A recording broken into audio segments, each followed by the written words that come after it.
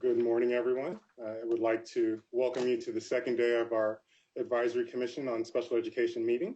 And I will officially call the meeting to order, and I want to remind the audience of some important information. With the COVID-19 pandemic, we are facing unprecedented times. The ACSE meeting logistics will follow Governor Gavin Newsom's March 17, 2020 Executive Order N-29-20, which allows state bodies that fall under the Bagley-Keene Open Meeting Act to hold public meetings that are covered by Bagley-Keene with web conferencing and audio conferencing. In compliance with this order, for the safety of the commissioners and the public, the ACSE meeting is a video conference meeting with a live webcast. Aaron, I will transition to you for the roll call. Good morning, everyone. I'll go ahead and go down the roll. Commissioner Andrus. Commissioner Hamilton. Present.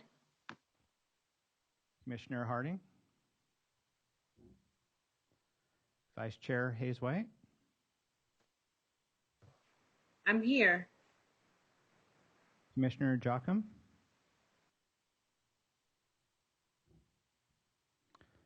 Commissioner Lopez.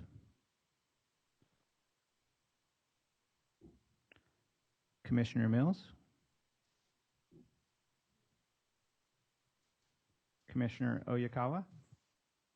Here. Commissioner Plate. Here. Commissioner Salmonson. Good morning. Good morning. Commissioner Topalian. Here. Chair Toston. Here. Commissioner Winlock. Student Commissioner Infante. State Board of Education Liaison, Eileen Strauss.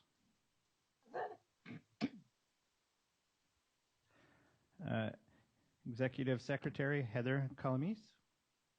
Good morning here. And that is roll. And we do have a quorum. Thank you, Aaron. So moving into communications and announcements, there was one person I wanted to certainly recognize in their support of pulling this meeting together and certainly hosting the meeting. Venetia Davis, who's with the California Department of Education, who has for years been an unsung hero, but is constantly there supporting not only the team at CDE, but the commissioners as well as educators throughout the state. And so I wanted to make sure to thank Venetia for her continued support of ACSE. An additional announcement that I don't believe I touched on yesterday is our annual report. It's in the process of being finalized, and I want to thank all of the commissioners for your input as well as CDE staff. We are reviewing the final draft, and I hope with Mary Grady's consistent and exemplary support that we will be able to move the annual report on to the final proofreading for publishing in advance of the next state board meeting, so we can transition it to the state board as required by our bylaws. With that, I will ask Vice Chair Hayes-White if you will review the agenda for us. Thank you. Good morning. Our day will begin with item number 8, significant disproportionality. Staff will provide information about significant disproportionality monitoring, including what it is and how districts are selected. Item number 9, addressing disproportionality, a district view.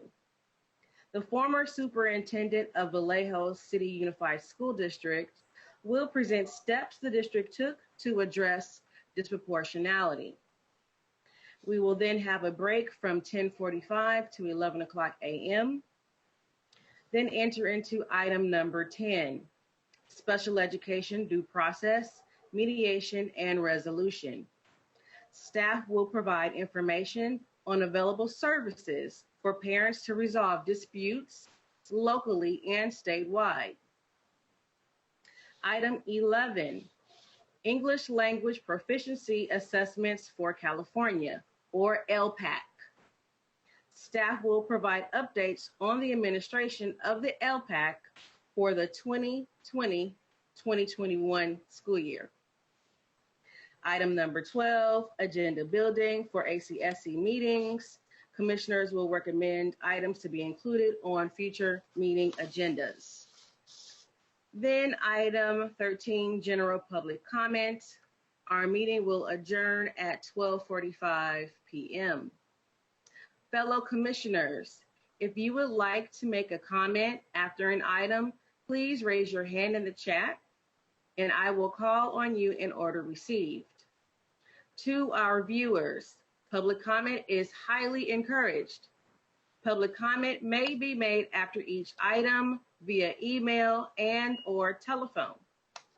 Public comment will be limited to 1 minute. Aaron will explain the logistics of public comment. Aaron? Yes, thank you. As you can see on the screen, public comment can be made throughout the meeting by dialing in 712-432-0075. You'll have to use the access code 651905. And then as you're prompted, press *6 and 1 to be placed in the queue. You may also continue to submit written public comment at the email address on the screen. That's acse@cde.ca.gov. Additionally, if you are having difficulty using the materials for the meeting, please go ahead and email me at the same address, acse@cde.ca.gov. I will monitor that during the meeting and will forward those documents to you. Thank you. Back to you. Thank you, Aaron. So we're very excited and happy to have two consultants from the division with us this morning, Lisa Boget and Keyshawn Thorntonta. Sorry, I mangled that after I practiced. Who will be talking to us about significant disproportionality and explaining the framework. And as we have spoken about social inequality and systemic bias over our past few meetings, this is an important topic, and as it highlights the data that indicates the disparities in our system, that will give us the information that leads to concrete actions at a district or an LEA and state level to address these concerns. So thank you, Lisa and Keyshawn. I will turn the microphone over to you. Thank you. Good morning. I'm Keyshawn Thorntonta, and I'm here with my colleague, Lisa Boget. Good morning. We are consultants with the Focus Monitoring and Technical Assistance Unit here in the Special Education Division at the California Department of Education. Next. The goal for today's presentation is to help you understand significant disproportionality, how LEAs are identified, and how the California Department of Education monitors LEAs who've been identified as significantly disproportionate. Next. To understand significant disproportionality, we have to first understand what is disproportionality. There are 4 indicators or elements that make up disproportionality. Disproportionality is identified when the LEA has an overrepresentation of a specific racial or ethnic group in 4 areas. And some LEAs could be identified in 1 or more of these areas. So the 4 areas are special education identification in general, which is indicator 9, special education with a specific disability category, and that's indicator 10, more restrictive environments, which we refer to as placement, and disciplinary action, which we refer to as discipline. Next.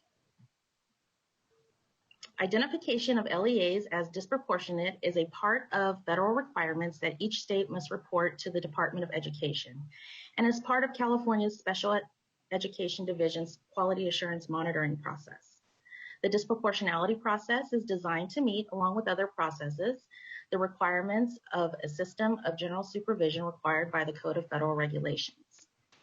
IDEA requires states to identify LEAs with disproportionate representation of racial and ethnic groups in special education and related services that is a result of inappropriate identification.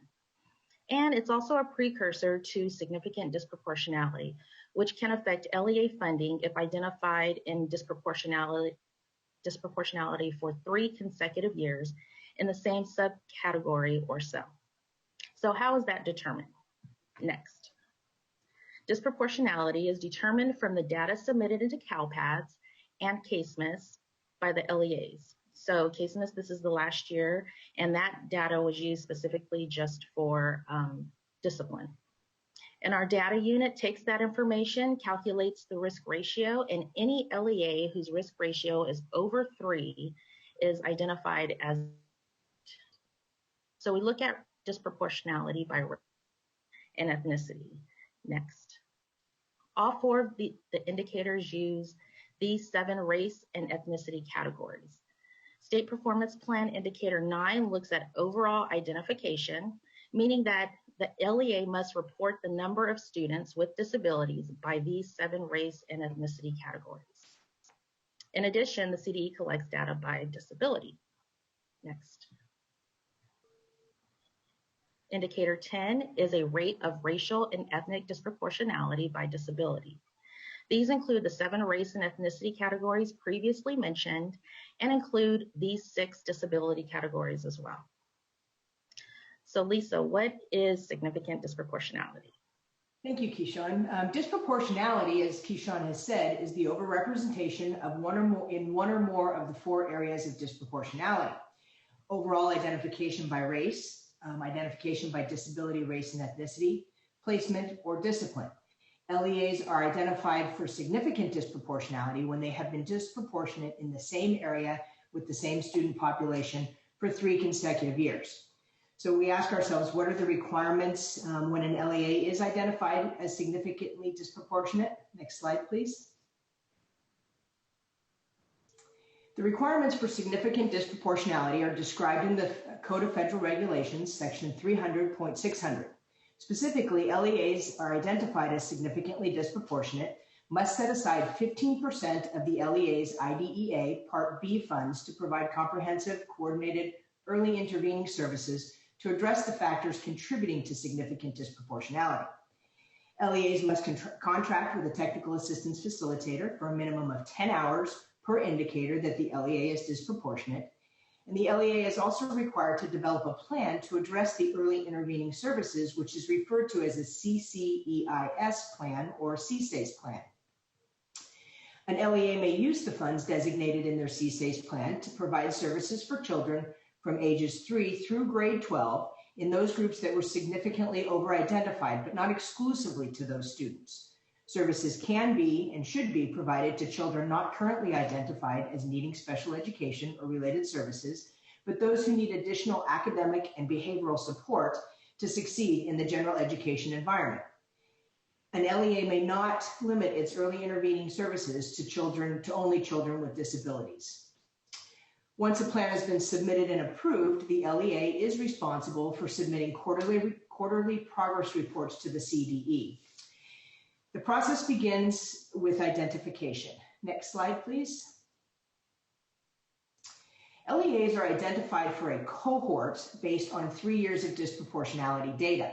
For example, the cohort, or cohort 2020, which is the current cohort, was identified as significantly disproportionate in January of 2020, and it was based on data from the 2018-19 school year, 2017-18 school year, and 2016-17 school years, so 3 consecutive years. In a normal year, minus COVID-19, LEAs would have approximately 9 months to develop a plan to address their disproportionality. The LEAs would begin implementation of their plan as soon as their plan was approved. The funding to support the plan and its activities is allocated from the 2021 budget and can be spent over a 27-month period. In this case, LEAs will have until September 30th of 2022 to spend their set-aside money. Next slide, please. And Lisa, can I jump in real quick? Can you just slow down a hair for the interpreters, please? Oh, sorry. I can do that. LEAs that are identified as significantly disproportionate are a part of the Special Education Division's intensive monitoring tier. Each LEA has a designated consultant in FMTA 1 or 4 that is providing support to the LEAs as they move through the 4 phases. Oops. Next slide, please. As I said, there are 4 phases in the process of the programmatic improvement process. Phase 1, LEAs must identify and convene a leadership team to identify the various stakeholder groups. They would also identify the various stakeholder groups. The LEA should contract with a TA facilitator, and once these tasks have been completed, LEAs can gather relevant data. During phase 2, the LEA will complete a comprehensive LEA initiative inventory that may address the issues of disproportionality. They will also complete a self-assessment tool and conduct a reflective analysis of the data that was gathered in phase 1. Each of these processes will assist the LEA in identifying the root causes that have led to the disproportionality. When LEAs get to phase 3, they will complete a review of their policies, practices, and procedures, and revise any of these policies that may be attributing to the disproportionality. This is also the phase in which the LEA develops their programmatic improvement plan. Phase 4 is the implementation of an action plan that is being implemented, and it is also important during this process to continually evaluate the effectiveness of the plan and to adjust it as needed. Lastly, during this phase, it requires the LEA to build in supports and have a plan for sustainability. Next slide, please. As mentioned earlier, LEAs are required to set aside 15% of their IDEA Part B funds specifically for the development and implementation of the CSACE plan. This graphic demonstrates the significant disproportionality process, which covers a 27-month period. It is quite possible that an LEA will be identified as significantly disproportionate in subsequent years. This may cause the LEA to have multiple plans that span over multiple years. These plans may or may not be addressing the same disproportionate element, disability or race and ethnicity. So the process must be completed for each year of identification. It is important to note that the LEA is required to set aside an additional 15% for each newly identified plan year or cohort.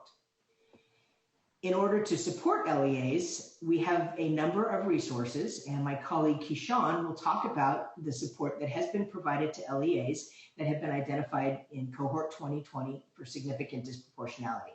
Next slide. So to support and monitor the LEAs, CDE has dedicated 2 units with a total of 14 consultants. These consultants are currently supporting 12 LEAs in the 2018 cohort. And they're currently implementing their plan and submitting their progress reports, and their completion, their 27-month completion is this September. We're also monitoring 11 LEAs in cohort 2019. They're currently implementing their plan and producing progress reports, and the completion of their 27-month cycle is September 30th, 2021. And we're also monitoring 132 LEAs in the 2020 cohort. And this cohort is currently working on developing their plans, and those plans are due December 15, 2020. Next. So additionally, to assist us in providing technical assistance and support to all of our significantly disproportionate LEAs, CDE contracted with the State Performance Plan Technical Assistance Project, also known as SPP-TAP, and they're part of the Napa County Office of Education. The SPP-TAP, in collaboration with CDE, provides training and technical assistance to LEAs. SPP-TAP manages the TA facilitator cohort to ensure the facilitators are aware and understand the requirements of significant disproportionality, are current with the research surrounding disproportionality, and California's expectations for implementing the process. SPP-TAP website hosts various resources for LEAs that are disproportionate and significantly disproportionate, including planning guides, archived webinars, and the latest research. Next. The support for the 2020 cohort is well on its way. SPP-TAP and CDE held a webinar to introduce significant disproportionality and the requirements to the 132 LEAs. Due to a number of LEAs identified this year, We held several regional workshops to address the requirements for phases 1 and 2. The development of the teams, data analysis, and determining root causes. And those are some of the most important parts of developing the plan. These workshops were held face-to-face during February and March, and prior to the COVID shelter-in-place order. And so since COVID-19, the due date was extended to December 15, 2020. Consultants have held and are continuing to hold check-in meetings with their LEAs to ensure the LEAs are moving forward, but also to provide technical assistance and support as needed. Next. We worked with the SPP TAP and some of the most experienced technical assistance facilitators on a pacing guide that would assist the LEAs in understanding where they should be in the development of their plan and what steps they need to take next. We also worked with SPP TAP and the TA facilitators in making the inventory guide and policy, procedures, and practices guide available to them so that they can get on the right track. And policy, procedures, and practices is a new task that they had to incorporate this year.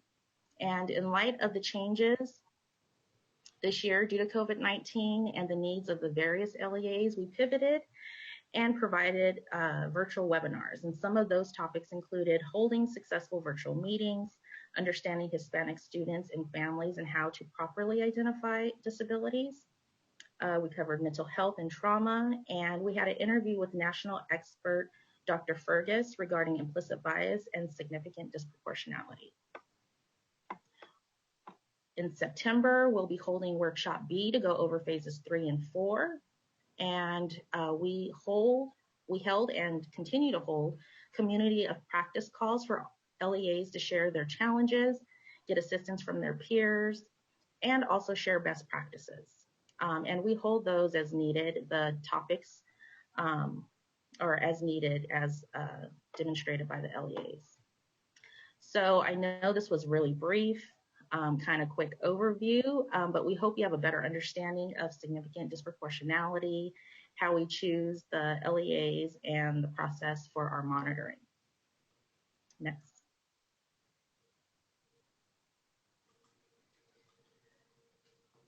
So as Keyshawn said, that was a very quick rendition of significant disproportionality, but, and again, I apologize for the speediness and our interpreters not being able to follow along. I apologize for that.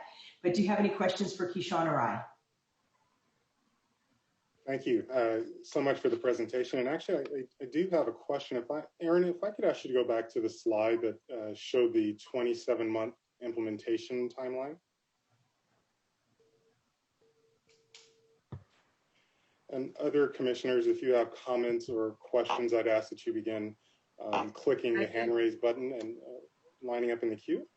I do see a hand raised. Okay. Would you like someone to go? No, I'll get my question out real quick. So I wanted to make sure I understood correctly in terms of an LEA may be selected or eligible for support in 3 consecutive years. Did I hear you correctly that each year would require an additional 15% contribution of their federal dollars? So if they were identified for 3 years, it could be up to 45% that they're dedicating to the CCEIS services? Yes, that is true. If you are identified in 2021, you would set aside 15% from that fiscal year 20 budget. If you were again identified, even if it was the same area, but still in significant disproportionality because of the 3 years of data, then you would have to set aside an additional 15% from the 2021. So but the first year in 2021, that's the only time you take it out of that budget, and then it would come out of the next budget if you were identified again, and then it could happen a third time or even a fourth. There are some LEAs that are setting aside and have been for the last 5 or 6 years, 15% of that current year's budget. And you have 27 months to use that 15%. So the approved activities in your plan is what you would spend the 15% on over that 27-month period. And the greatest challenge is making sure that the dollars that you're spending are reflected from the plan that is associated with it, because sometimes you could be identified in a different area, maybe a different disability this time, so you're doing a new root cause and you have new strategies and activities. So it does get a little bit confusing at times, and as consultants, we have a pretty clear management tool for ourselves to keep that separate. Thank you very much. I have 3 hands raised. The first one is Liaison Eileen Strauss.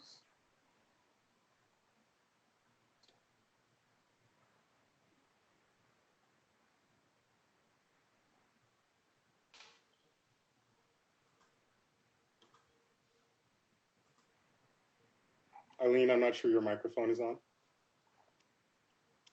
Sorry, I was trying to lower my hand. I forgot. I apologize. I'm interested in the community of practice strategy for the support of the districts that are working together to try to identify root causes and strategies. And if you have any insights into particular practices or things that work in that community practice, since that's the strategy we're trying to use statewide in implementation and improvement of instructional practice. So every district is so different. And even if you're been identified with the same, with the same thing, the demographics, everything might be different with that district. So in our community of practice meetings, our districts are able to kind of mention, what they're having trouble with, or things that have worked for them.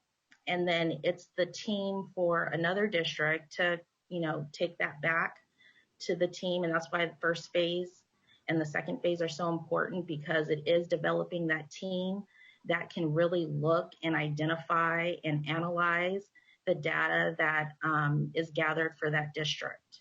So, and then the strategies, the activities that they decide to utilize is based on the measurable outcomes that they determine based on their root causes. So every district has different root causes.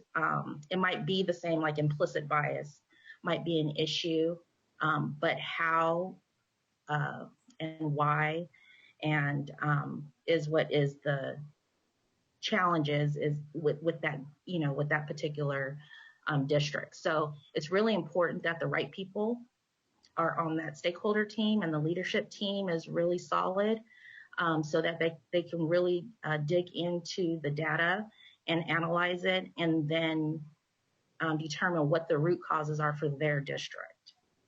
And the TA facilitators are great. They have a wealth of knowledge and experience, and so they might bring in some information that the district may not even have considered. And they have resources too. Thank you. Next up, we have Commissioner Oyakawa, then Commissioner Talapian. Okay, sorry, I thought it was out of order. And I'm sorry if you've gone over some of these things, because it's coffee is still settling in. So thank you so much for doing this important work and for sharing it with us and educating all of us, because a lot of this is new information for me as well. I guess I had 2 questions and I guess a comment.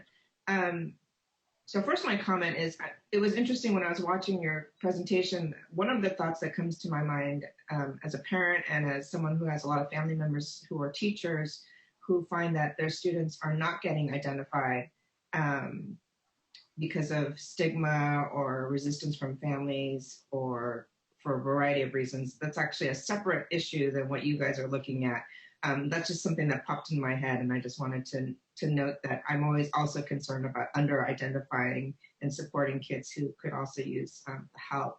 But that's not what you guys are doing, so I understand that. It just popped in my head and came out my mouth. The second thing, I actually had 2 questions, where one was if you can comment on what kind of trends you are seeing now that you're getting this data, what you're seeing as far as different groups and different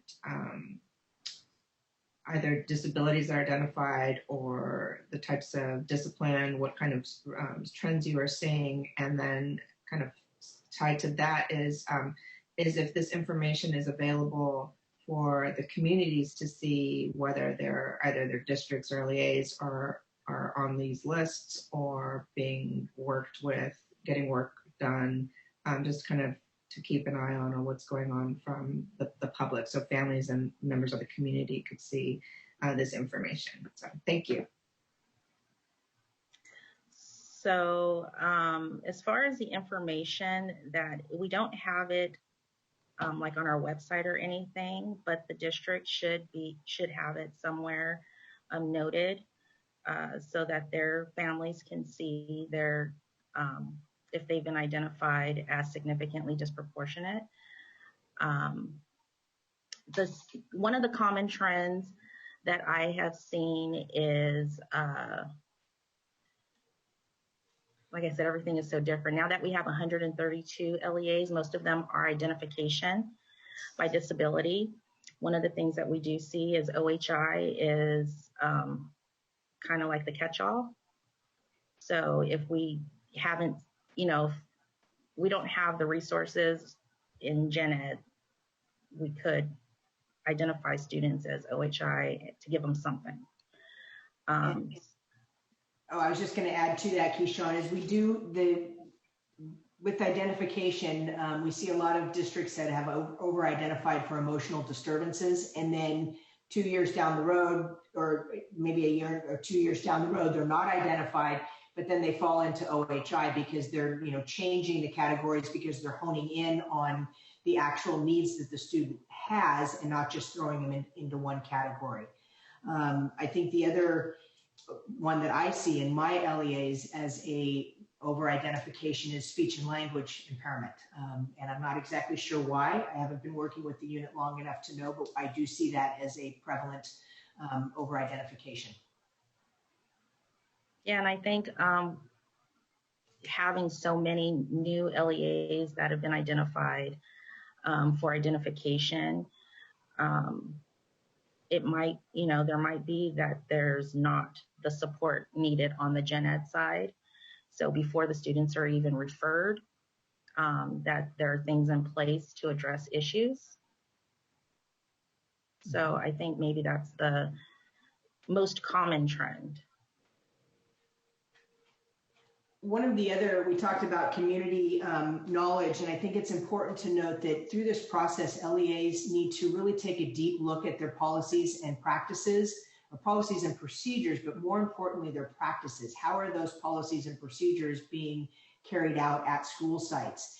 And anytime that policies and procedures have to be adjusted, it does need to go to the board, and it is a part of the community. So that comes and opens up a discussion for the community, which I think is a really positive piece of this process. We talk about phases 1 and 2, and it's great that the Vallejo's former superintendent is going to present, because he has some, his district has done some great things as far as getting the community involved. Phases 1 and 2, it really is important that the stakeholder team has the parent representative or parents representatives on the stakeholder team, so that they're part of the process as well. Thank you very much for clarifying. And again, thank you for your hard work. Appreciate it. Commissioner Talapian has her hand up. Thank you again. This is a good overview of how disproportionality is determined district by district. I'm just wondering, as we're representing the commission as liaisons, as we discussed yesterday, how we would get access to or be invited to these workshops or to virtual webinars, just to get a better understanding as part of the assessment and also disproportionality committees, maybe just having a better comprehensive understanding so we could help support the committees in itself and bring back the information to our commission. How would we go about doing that? I think that's great. If we we can get your email and contact information from Erin, and we can add you to the distribution list that the SPP TAP keeps and sends out our notifications for us and helps us with those trainings as well. So we can definitely get you on the list for that if we get the contact information from Erin. Great, thank you so much.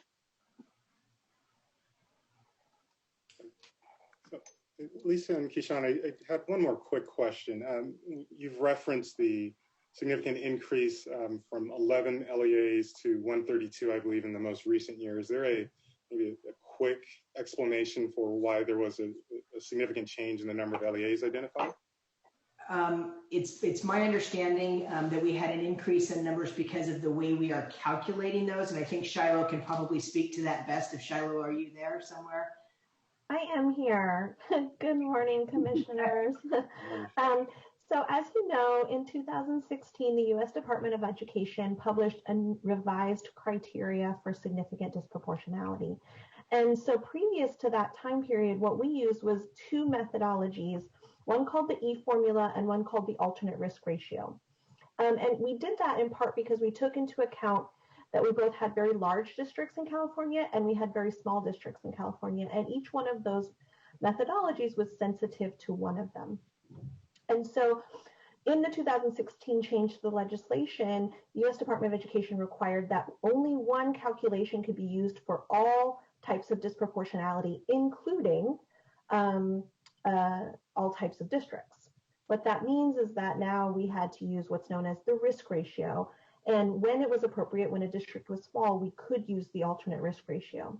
What that does is it's more of a rate and a percentage of what could, it compares the rates of identification, suspension, or placement compared to all other types of students in different race and ethnicity categories. It's also very sensitive to fluctuation and changes for the population. Because it was one calculation, it would mean that we just have more LEAs that are identified using that calculation. And so from year to year, we've seen about 300 LEAs identified for disproportionality. And when you accumulate that over 3 years, it comes down to about a little over 100 LEAs identified for significant disproportionality.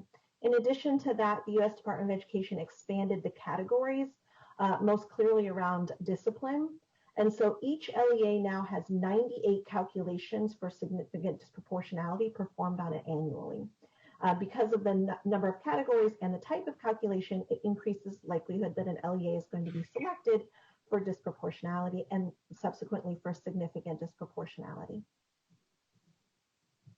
Thank you, Shiloh. I get the sense that you've given that explanation in the past. Just a few times. Well, and Shiloh, as you were speaking, you reminded me of the work that you've been leading around kind of the preventative measures, encouraging LEAs to understand how the indicators are calculated and ensuring that they have data integrity or integrity of their data on the front end to avoid, being identified for significant disproportionality or disproportionality because of clerical errors or data mismanagement. Yeah, so one of the things we've done over the past 5 years that was implemented this year was we made a shift from our caseness data, which Keyshawn spoke about, to our CalPADS data. So now all of our special education data is highly associated with the enrollment data in the schools. And so what that means is our data just is much better. But this was the first year of that transition. So we expect to see some fluctuations in the data over time. In addition to that, we should also prepare that the following year for disproportionality and significant disproportionality, we may also see some fluctuations because for suspension data, we did have a set of truncated data this year. So after school sites closed, most of them were not reporting suspension and expulsion data because in a distance learning environment, that's more complicated, and we'll see what effect it has for this coming school year. Thank you. We have one more comment, Commissioner Solomonson. Just a quick question, and Shiloh, you may have answered this. Are we seeing, with that large increase going from 11 to 100 per year, are we seeing, I don't know, maybe disproportionate is the right word to use, disproportionate representation of smaller districts falling into this, into being significantly disproportionate? How are we tracking that to see what the impact of this new calculation is, and how that is, and what does that look like if it is happening at all? So I think in terms of how we had tracked it in the past, we did have a very small number of LEAs who were identified for significant disproportionality given our size of our state. And so I think it was probably a time for us to reevaluate the calculation. And so I think where we are now is probably a good representation of the number of LEAs who have disproportionality and significant disproportionality. We don't find that where there's very small LEAs, we were able to control for that given some guidance from the U.S. Department of Education. However, we are seeing some more of our moderate LEAs. So ones who have around 1,000 students with disabilities, who would be about around 10,000 ADA. We're seeing a few more of those identified for significant disproportionality. So we might see more of those, but we're not seeing a huge fluctuation in the number of small LEAs identified. Thank you. Seeing no additional commissioner comments, I will transition to you, Aaron, to check for any public comments on this item. We currently have no public comments. Well, again, Lisa and Keyshawn, thank you so much for this information. I'm sure it's a topic that we will, as a commission, want to monitor and continue conversations as we address this issue in our state. So thank you again for your time, and we will see you soon. Thank you for having us. Thank you for having us. Moving on to our next item, we're very excited to have Dr. Adam Clark, who was previously the superintendent for the Vallejo Unified School District, but has subsequently transitioned a few miles south to become the superintendent of the Mount Diablo Unified School District. And his purpose today is to share with us from the district's perspective the process for addressing disproportionality. So Dr. Clark, we're so excited to have you here and to learn from your journey in responding to disproportionality in your previous school district. On behalf of the rest of the commission, welcome and thank you. And we'll turn the mic over to you. Great. Well, thank you so much for having me today. And I just wanted to comment that I caught the end of the meeting yesterday, and I wore a tie on purpose today because I did not want to upset your mother. So I didn't want her to say, well, I liked his presentation, but the gentleman wasn't wearing a tie. So even with the smoke and heat, I'm sacrificing for mom. Okay. Thank you so much. Good. Well, thank you. Again, I really want to thank the commission for giving me the opportunity to come and sort of share my story in hopes that it can help other districts, really embrace this process instead of seeing it as a punitive thing or seeing it as something that, is something that is being done to them rather than, using it as a way to really bring about change within their LEA. So if I could advance to the next slide. So I always find it helpful to sort of just to highlight my, my leadership journey. Started off as a second and fifth grade teacher in the West Contra Costa Unified School District. Then I became a vice principal of middle school, principal of an elementary school, middle school principal, high school principal, assistant superintendent of student services in a high school district, and then associate superintendent of ed services in the Antioch Unified School District, and then most recently superintendent of Vallejo, and now superintendent of the Mount Diablo Unified School District. And so I share this because there are not many communities that I have not served in. There are not many situations that I haven't come across. And so I just point this out that, I have a well-rounded background in serving students at multiple grade levels and in multiple communities. So next slide. So I just want to tell a little story about Vallejo. I came to Vallejo three years ago, and this is a snapshot of our population. 73% LCFF unduplicated. 11% of our students qualify for special education services. 21% ELs. Next slide. And Vallejo is unique in its demographics, and oftentimes, at least in the Bay Area, you don't necessarily see demographics such as this with a high African American population. Clearly, the Latino population is continuing to grow, and then very few white students in our district, and so the demographics there are changing, but it's a great opportunity to work with students from different backgrounds and different demographics. So just wanted to provide a snapshot of that. Next slide, please. So one thing that was very challenging in Vallejo was our dashboard, and just really looking at our data and sort of understanding, okay, where are some areas that that we could apply resources, where we could really focus, because unfortunately it's hard to do everything, and with being in a district with declining enrollment, and in a community that's going through changes, and a district that has gone through bankruptcy and things of that nature, there were many challenges, but at the heart of it is really the performance of our students and how our students are progressing throughout the system. And so in looking at our dashboard, it was very concerning in many different areas. And so as a brand new superintendent, I wanted to look at this and find ways that, how could I embrace this challenge, and how can I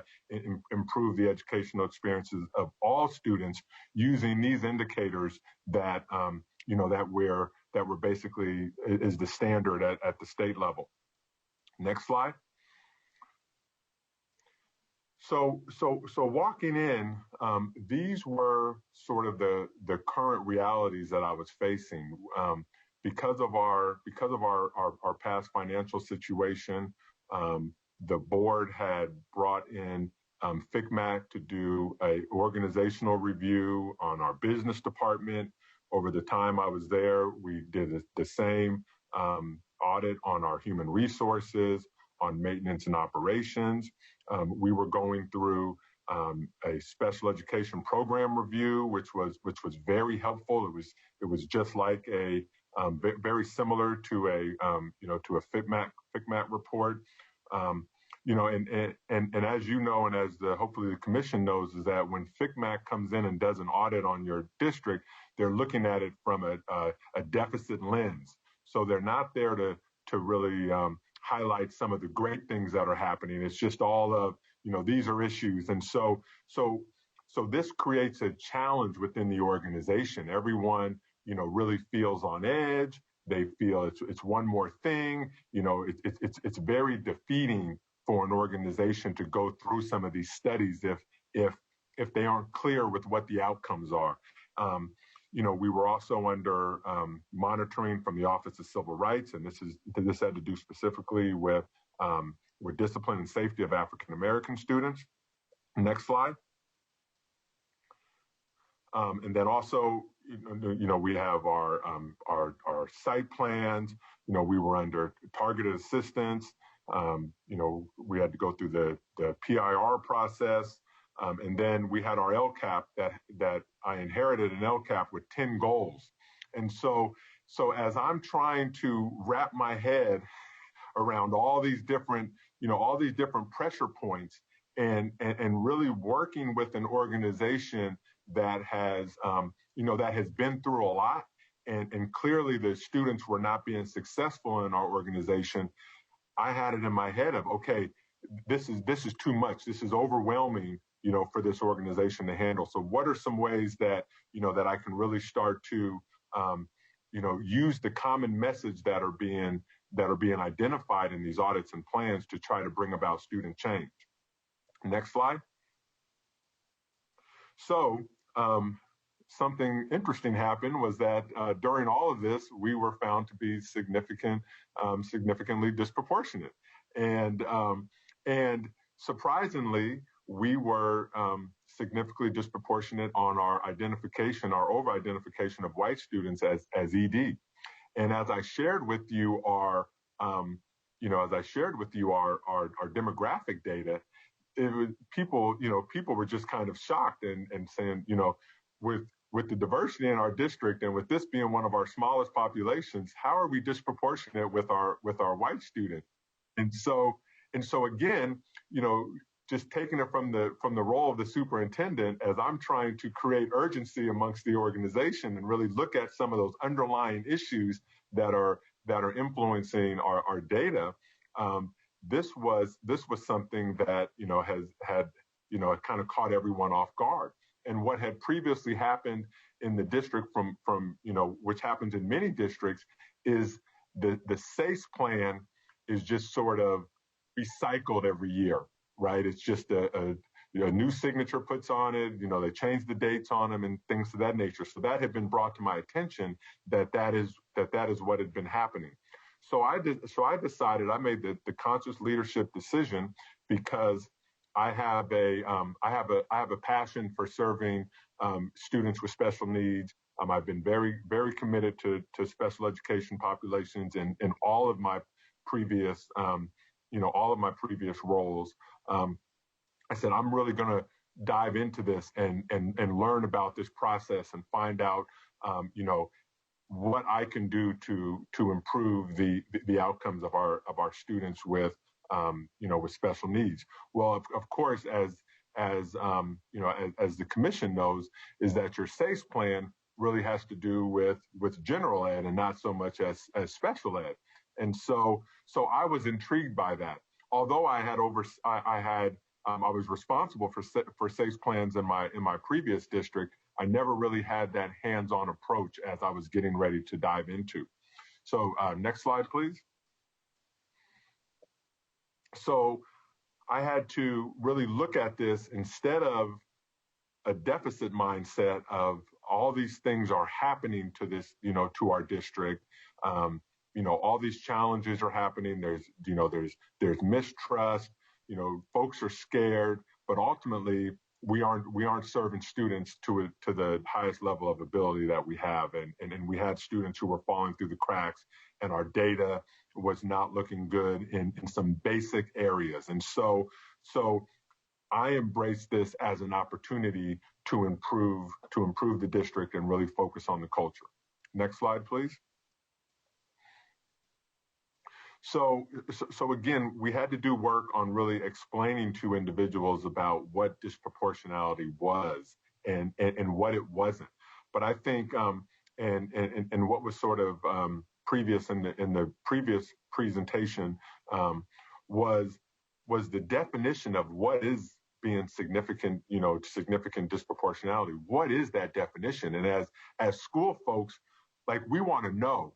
And oftentimes, we look for quick fixes in education. Okay, if we would have suspended 3 less students from this particular classification, we wouldn't be disproportionate. Or if we wouldn't have identified, this many kids. So there's a lot of kind of rationale that takes place, but coming to an understanding of what disproportionality means and what being significant disproportionate means was very important as a process to go through with the leadership team and with our stakeholders. Next slide, please. And so what was very helpful was working with our TA facilitators, and so they helped us. First of all, they asked for anything and everything data related. So the request list was, they wanted to look at everything, every piece of data we had in the district, they wanted to examine. Fortunately, we had lots of this data already prepared for the numerous FICMAC studies and things of that nature. So that was sort of the start of it. Is once we started looking at our data and what suspension data, referral data, AP class enrollment data, graduation rates. I mean, you name it. We examined it and really went through that self-assessment. And and one thing is, one thing that's very important is that when you are talking about data, oftentimes in education we look to blame. and whether the community's blaming, community blames teachers, whether teachers are blaming students or administrators are blaming this group or whatnot, we had to really put that blame aside and just create a safe space to say, okay, this is our data. What's it telling us? What story is it telling us? And if we can remove blame out of the equation, then what can we do to really respond to our data? And then looking at our policies, procedures, and practices is so important. So what are your policies around students? How do students get involved in math intervention classes? What are our policies on attendance? What are our policies on suspensions and expulsions and things of that nature? What are those procedures and practices that we're doing that could contribute to our data? Next slide, please. And so with data, I feel that we have to take ownership of it. It is our data. This is our district. This is your LEA. This is your county. Let's own the data, and let's not make any excuses. Let's not blame, but let's just own it and make it ours. And then really using that growth mindset versus the fixed mindset, right? So students from these populations are going to score in this particular way, or these students are special ed, so therefore this is what our expectations are. Just looking at that data and saying, okay, let's flip it, and let's say, okay, what is contributing to our positive data, right? And what are some of those things instead of always just looking at the negative? And then it's very important for strategic planning. So to strategically decide how you were with the commission in previous slides, we were looking at 10 different external type audits that we had to look at. And in our profession, folks are overworked, they're taxed, they just hear one more thing to pile on. And so strategically, we had to come up with a way on how can we garner the most support from our stakeholders and from individuals within our organization in going forward. And in order to do that, we have to align resources. And I'm not just referring to financial resources, it's people resources, right? What are we going to ask our principals to do? What are we asking our teachers to do? Our district administrators, what are we asking the board to really dive into? And so by aligning the resources, you get everyone sort of moving in the same direction in trying to accomplish these goals that hopefully, if you've done your strategic planning properly, fixing one particular issue might really cover several different goals. So I'll give you an example of this. In our data, if you would have gone back to our dashboard, under chronic absentee rates, the entire row was red. We were red chronically across the board. So as we started to focus on absenteeisms, what it really produced was staff looking at data, reaching out to families and parents, bringing families and parents in, and then having conversations about what's working for their students and what's not working for their students. Just that alone opened up so many opportunities that as a district we had, that we could start addressing some of the challenges that our families were facing and that our students were facing, and gaps that we were having within our own delivery system that ultimately was contributing to us being significantly disproportionate in those types of areas. So by aligning those resources, we were actually able to significantly reduce our chronic absentee rates across the board. So Vallejo is no longer red in chronic absentee rates. We went all the way up to yellow in that area just by really focusing that. And by going through that process, we were then able to start to get to some of the issues within our SACE plan. Can we go to the next slide, please? So so this was some of the relevant data as we were preparing our SACE plan. This was some of the relevant data that we that we pulled out. So again, as you look through it, so much of this is applicable to any district, right? Just as new leadership comes in, or as you're going through the strategic planning process, as you're just doing a self-assessment. I mean, looking at all of these different data points really helps sort of paint a picture of what was happening within our district. And it's one thing if the superintendent has a vision or if the board has a vision, but if it's not articulated throughout the entire organization, then you're gonna have gaps where groups of students and processes and procedures, are going to lack in follow through and effectiveness. And so these were just some of the data points that we were able to pull and to then analyze. Can I have the next slide, please? And so from that, this is what our initial root cause. This was a result of our root cause analysis. So again, all this is under the umbrella of creating the SACE plan. And so when I looked at this is when just that big light bulb over my head went off, and I said, this is it. This is the key to addressing our dashboard. Our entire dashboard can be addressed by really dealing with these issues. And not only that, it can help with our declining enrollment. It can help with our student achievement. It can help with the safety on our campus. It can help with the experiences our families were having. It can help with each and every student experience who goes through our district. So again, data quality issues. If the data going in is not correct, then whatever we pull out of there is not going to align.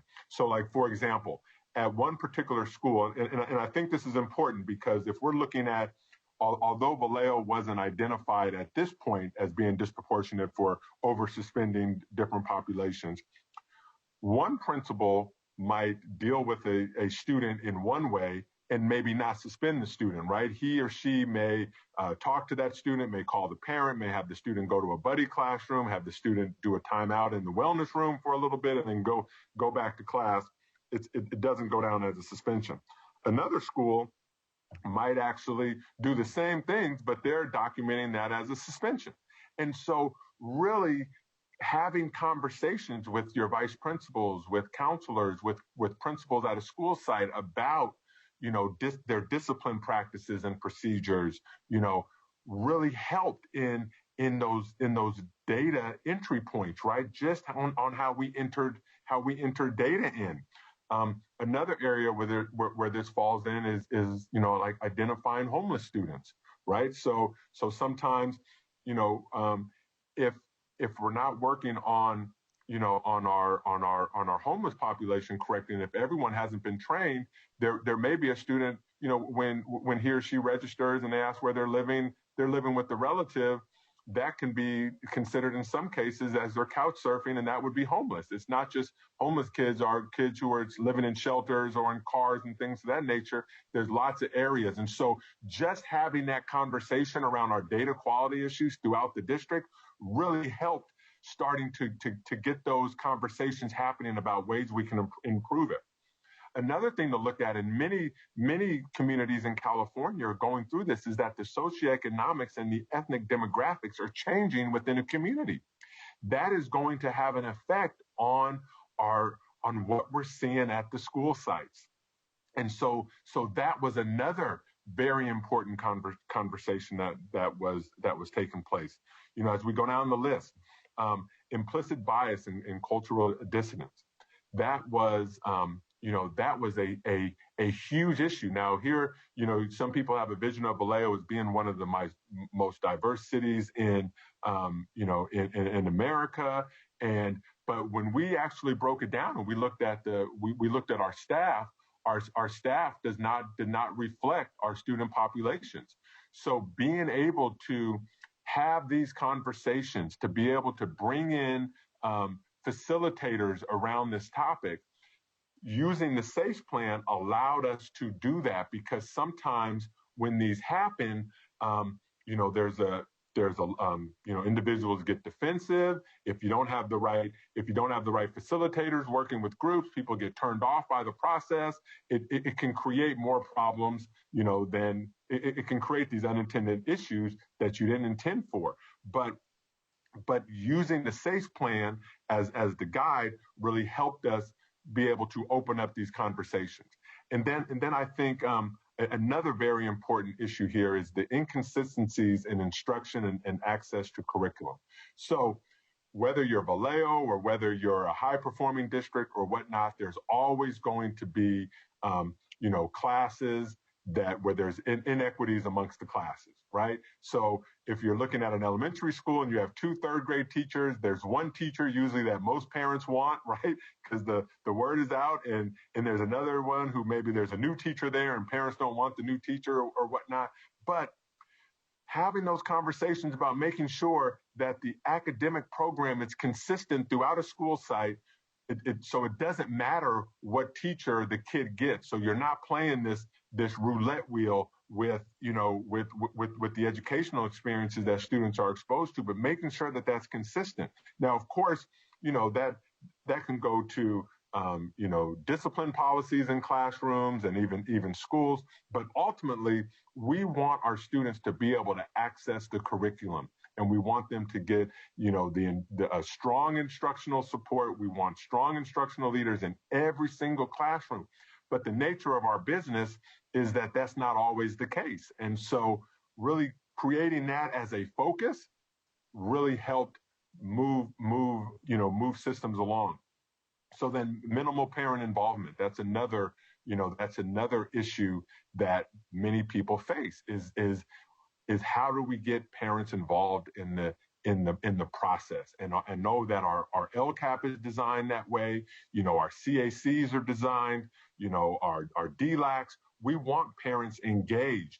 But so often what we were able to find through going through this process is that as a district, we were really, really strong at pushing information out and giving information to parents, but we weren't strong receiving information. So how could you then use those systems to create those two-way communications with with our parent community? So again, parent involvement, very important. And then of course, lack of transparent infrastructure. What often happens in school districts in large LEAs or even small LEAs is that you have turnover in staff.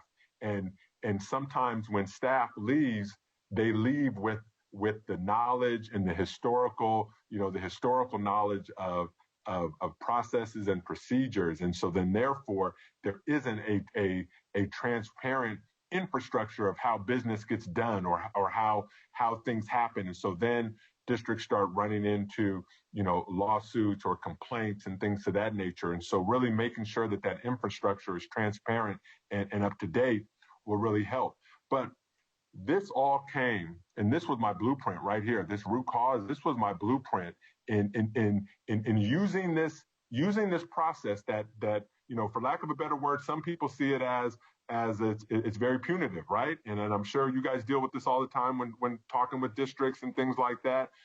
But this is how you can flip this punitive process that's perceived as punitive and really make it into something that's going to help bring about lasting change in a district that's going to help all students, most importantly our most vulnerable students. But the only way you can help them is by helping everyone else so that they're not so isolated and it's not so just you got these random acts of kindness that we hope are going to happen to our most neediest students. Can I have the next slide, please? So embrace the change, clear direction. So what I did, there were 2 documents that I focused on. I focused on our SAFE plan and our LCAP. And we simplified the LCAP, and these were our 3 LCAP goals. It was parent engagement, It was safe. Then that was number one. It was safe and engaging learning environments for all, for teachers and staff, teachers, staff, and students. And then the third was preparing students for college and career. And so that, along with those three LCAP goals, we were then able to really work on all of those issues that were identified within our root cause analysis from the SACE plan.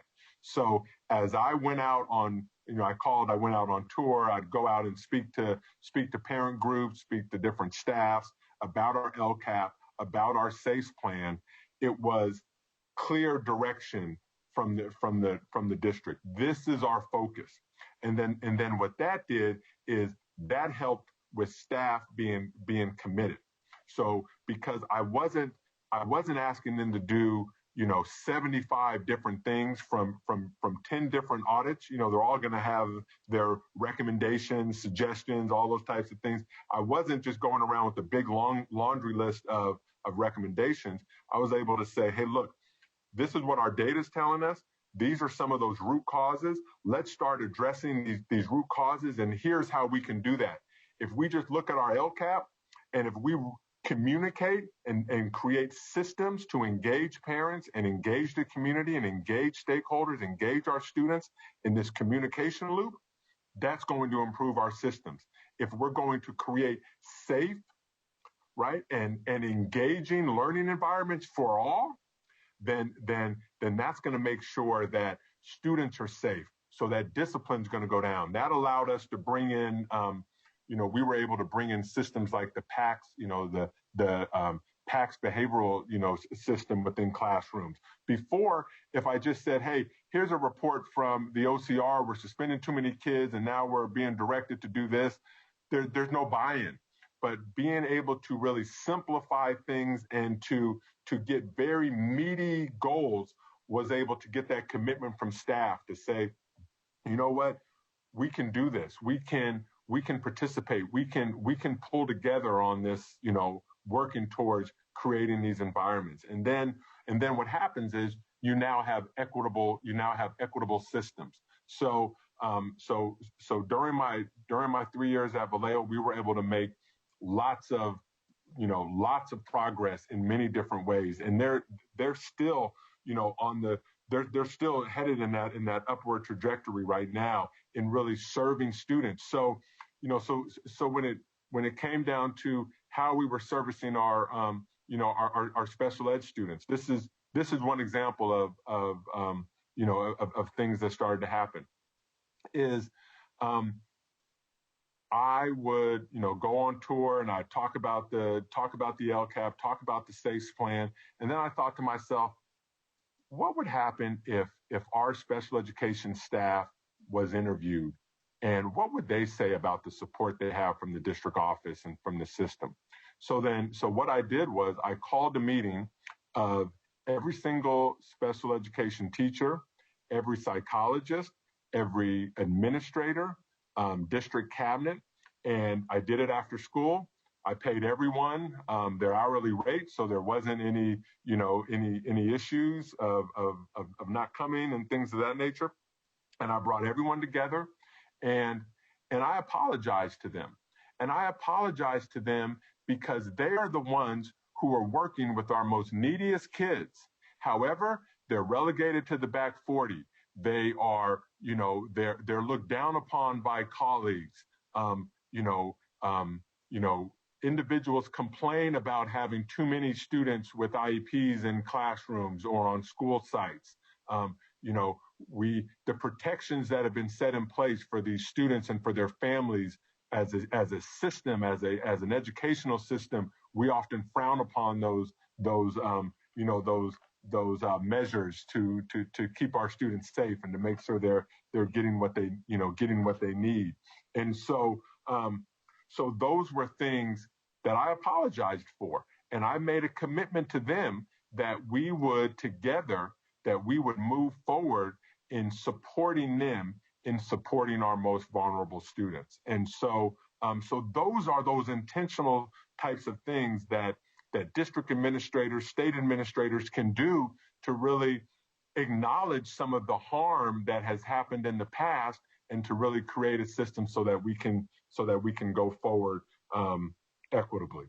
Could I have the last slide, please?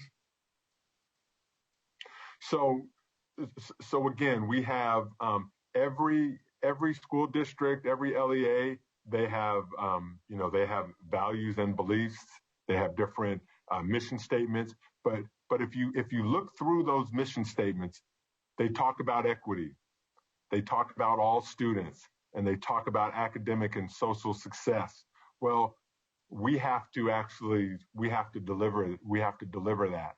And so this is the story of Vallejo, how that SACE plan and the process set up with the TA with the facilitators that really helped use this process to really make sure that we were serving all of our students to the best of our abilities, and we weren't using it as a way of something that was being done to us, but a way that we could then improve on the product that we were delivering to our students and families.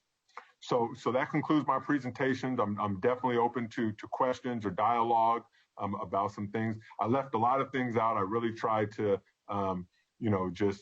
just get this tight. I know you guys have a lot of things to discuss, but I'm very thankful for this process, and I'm thankful for the work that's being done at the state level to support all students. And so, Commissioners, should you have questions or comments, we would ask you to begin raising your hand in the queue. And Dr. Clark, again, I just want to say thank you. So many of your comments really resonated with me, particularly around the introspection that we need to have at a systems level. That can be hard when you're seeing report after report or audit after audit, identifying areas of growth. And so really owning, as you said, the data and seeing the impact to students on the other side of the data and really focusing on their needs as opposed to our needs as educators. And the second piece that really resonated with me was your message around inclusion of the special ed team and providers, and recognizing that all the voices need to be heard. And it's the same message that we're sharing with our teachers around students with disabilities. And so recognizing that changing a system requires all of the voices really resonated with me. And I just wanted to thank you for your comments. Great, thank you. So we have two hands raised, myself and Commissioner Plate. I would like to go first, Commissioner Plate, if that's okay. Dr. Clark, I have a question for you.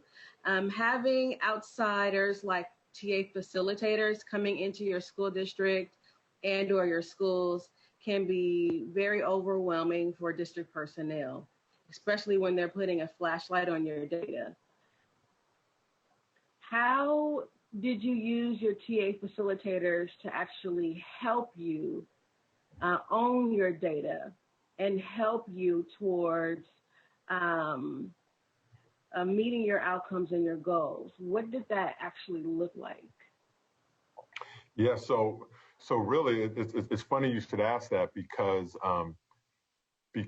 I felt that if I had not really sat down with them and signed my name that I was on board with this, that they would have been going through an uphill battle, right? And they would have, even with me in the room, we sometimes had a hard time getting folks who we needed, who were staff members, administrators, to get them to come participate in the meetings or, participate in some of those things until they realized, okay, the superintendent's on board with this and he's bringing this up during his superintendent's report at board meetings. He's shining this light on this. I better get involved with this. And so that helped give those TA facilitators that support, because I believe sometimes we just turn it over to them, and again, we don't take responsibility on it for ourselves. And this is something we have to do. I set this meeting up where you go talk to this group. They're here, and so if I could have some advice to the state, is maybe when you're working with superintendents or assistant superintendents or directors, is to really talk to them about the importance of them putting their stamp on it and supporting the TA facilitators and being a part of the process so that you can, just by sort of, the word I'm looking for is sort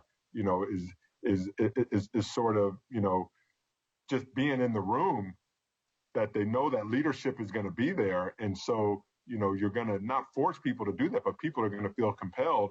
I better show up to this meeting because, the cabinet is there, or the superintendent is there, or there's a board member there. And so therefore it's important. And then that can help the TA facilitators get that buy-in that they need.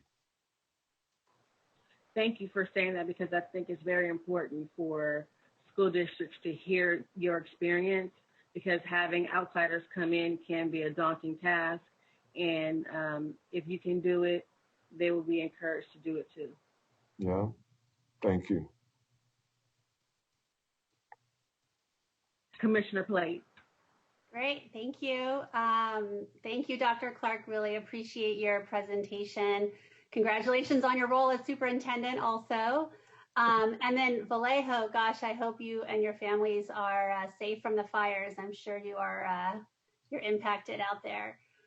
So I'm sure you've heard about the work that we've done at the commission, but right at the front and center of it is our belief that students with disabilities are general education students first. And we're always seeking leaders that are embracing that, because we think it only works in places like what you are describing, where the superintendent themselves have wrapped their arms and have taken on the responsibility and accountability for every single child. And I really liked Havania's question. I think that was spot on. You've modeled that really well. And so maybe to expand on what you have already said, do you have places already where you have a path to share this out?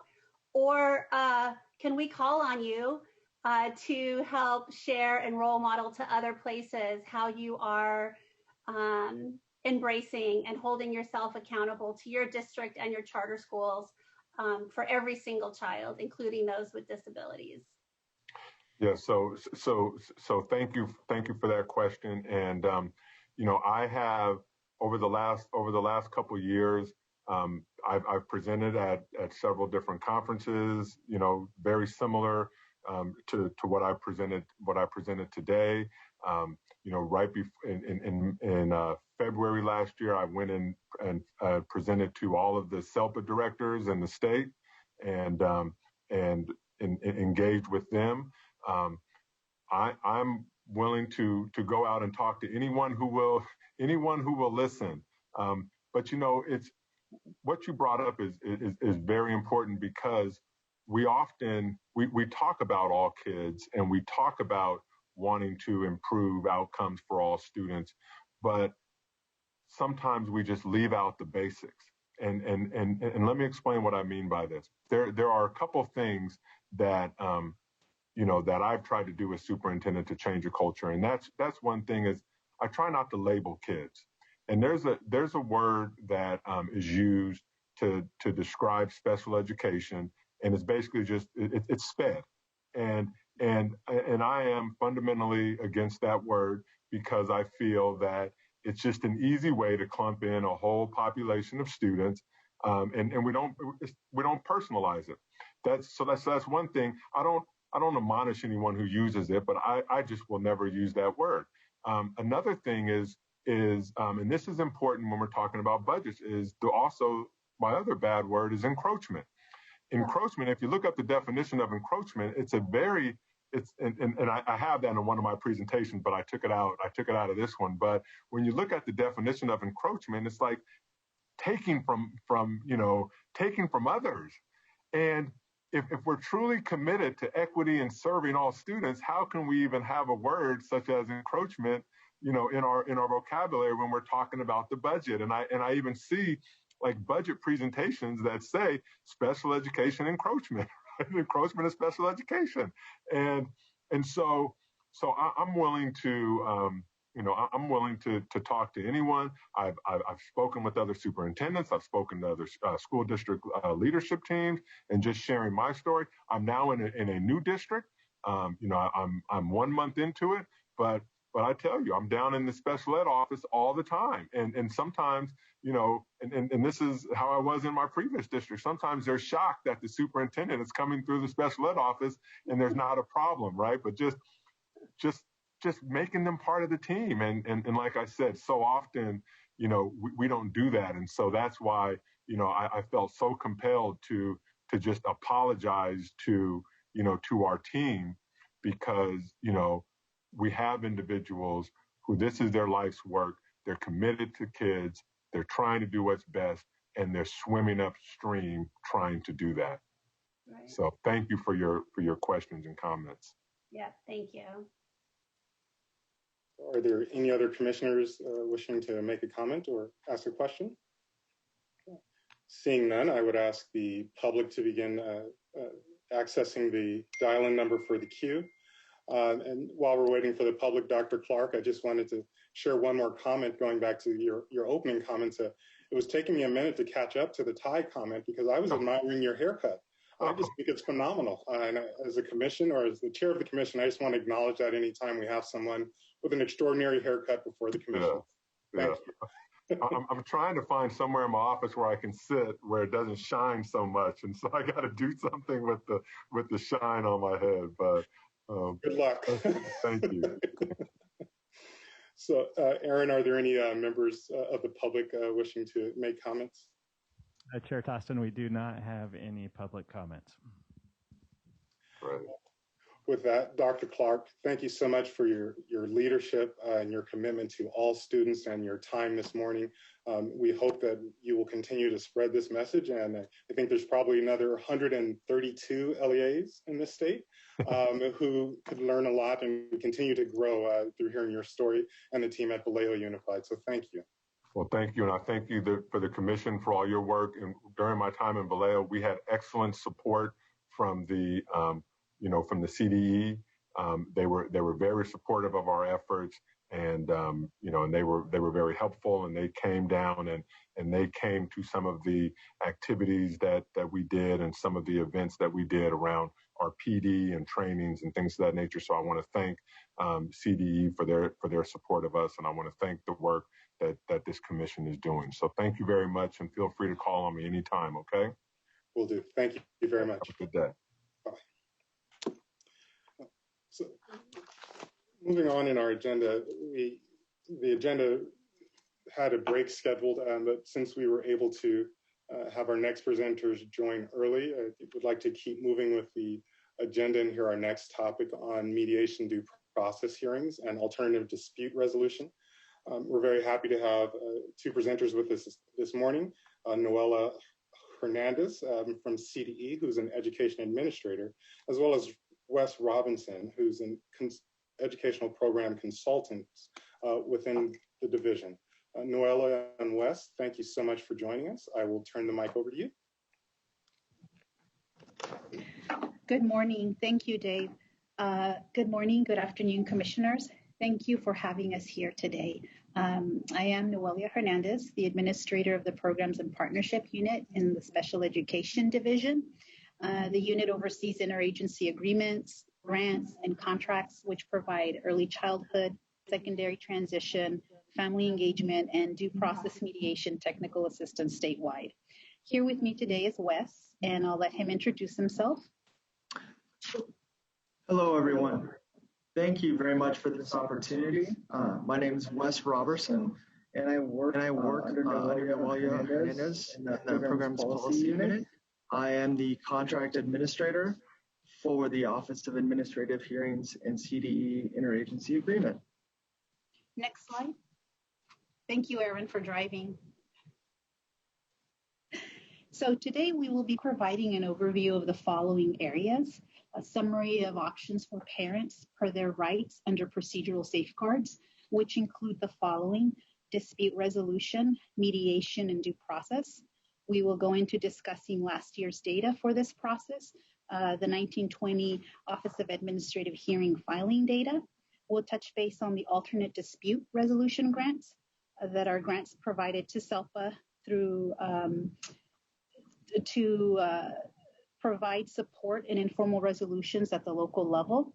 We'll also touch base on special education compliance complaints, our very own internal procedural safeguards office that has a team available Monday through Friday.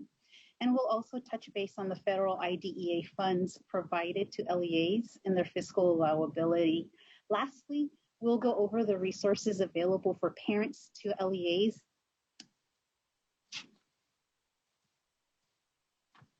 that'll be discussed today. Next slide.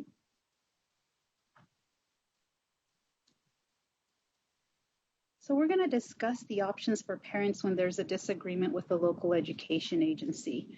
There's going to just be times when parents and schools don't agree on some issues affecting a student's education. They may try informal approaches to resolve such disagreements. We highly encourage the first option listed here, parent-teacher conferences and convening additional IEP meetings, which is important for both sides to discuss their concerns and trying to compromise. Oftentimes, we understand this isn't feasible, but we still like to encourage the parent that if they don't find any compromise, to go to their SELPA director or special education director to see if they can still resolve this at the local level informally. Sometimes parents and LEA partners will continue to work together for a number of years, and in some instances, the entire student's school career. So it's very important for all the IEP team members to communicate with one another respectfully and honestly. Of course, if parents and the school cannot reach an agreement, it's always good to know that through IDEA, we have specific and formal ways for them to resolve agreements. So the following are the formal matters where a parent and an LEA can resolve their disagreements through resolution sessions, which is an option outside the formal dispute process. This allows parents to meet with school personnel to attempt to resolve a matter. Typically, they're convened within 15 days of receiving notice. These do not include an attorney unless the parent is accompanied by an attorney. That's when you have two attorneys present. But these resolution sessions are not required if the parent and the school agree to, in writing, to waive the meeting. The other process we have in place is mediation and due process hearings.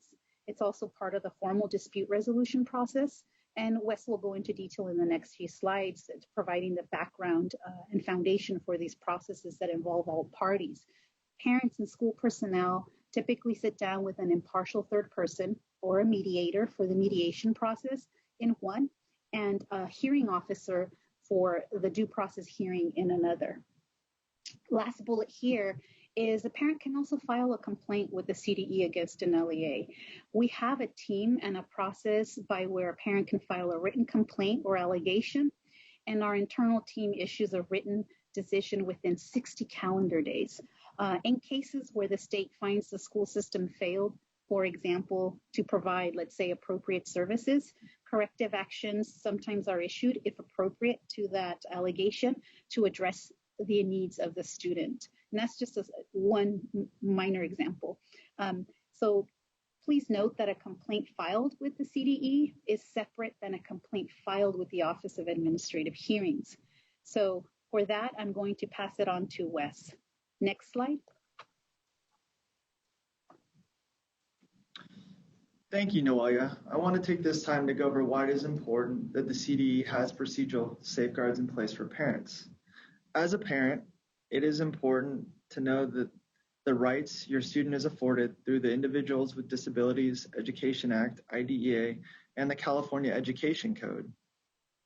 These laws work to ensure that all children with disabilities are entitled to free, appropriate public education, and that eligible students and their parents are entitled to the procedural safeguards concerning decisions about assessment, eligibility, placement.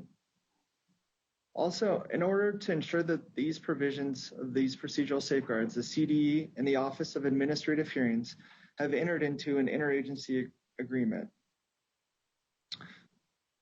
Like mentioned on the previous slide, it is encouraged that prior to filing for a due process hearing, parents meet with the school district to attempt to resolve disputes at the lowest level.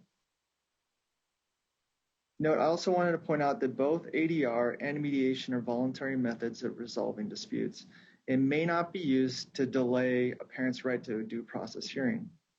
I also wanted to point out that some things to note before we take a deeper dive into the services provided through our interagency agreement with the Office of Administrative Hearings is that a request for mediation may be made either before or after a request for a due process hearing, or it can be made together with a request for a due process hearing.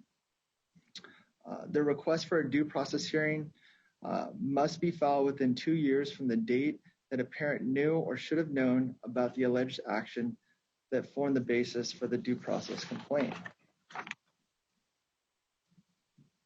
Next slide, please.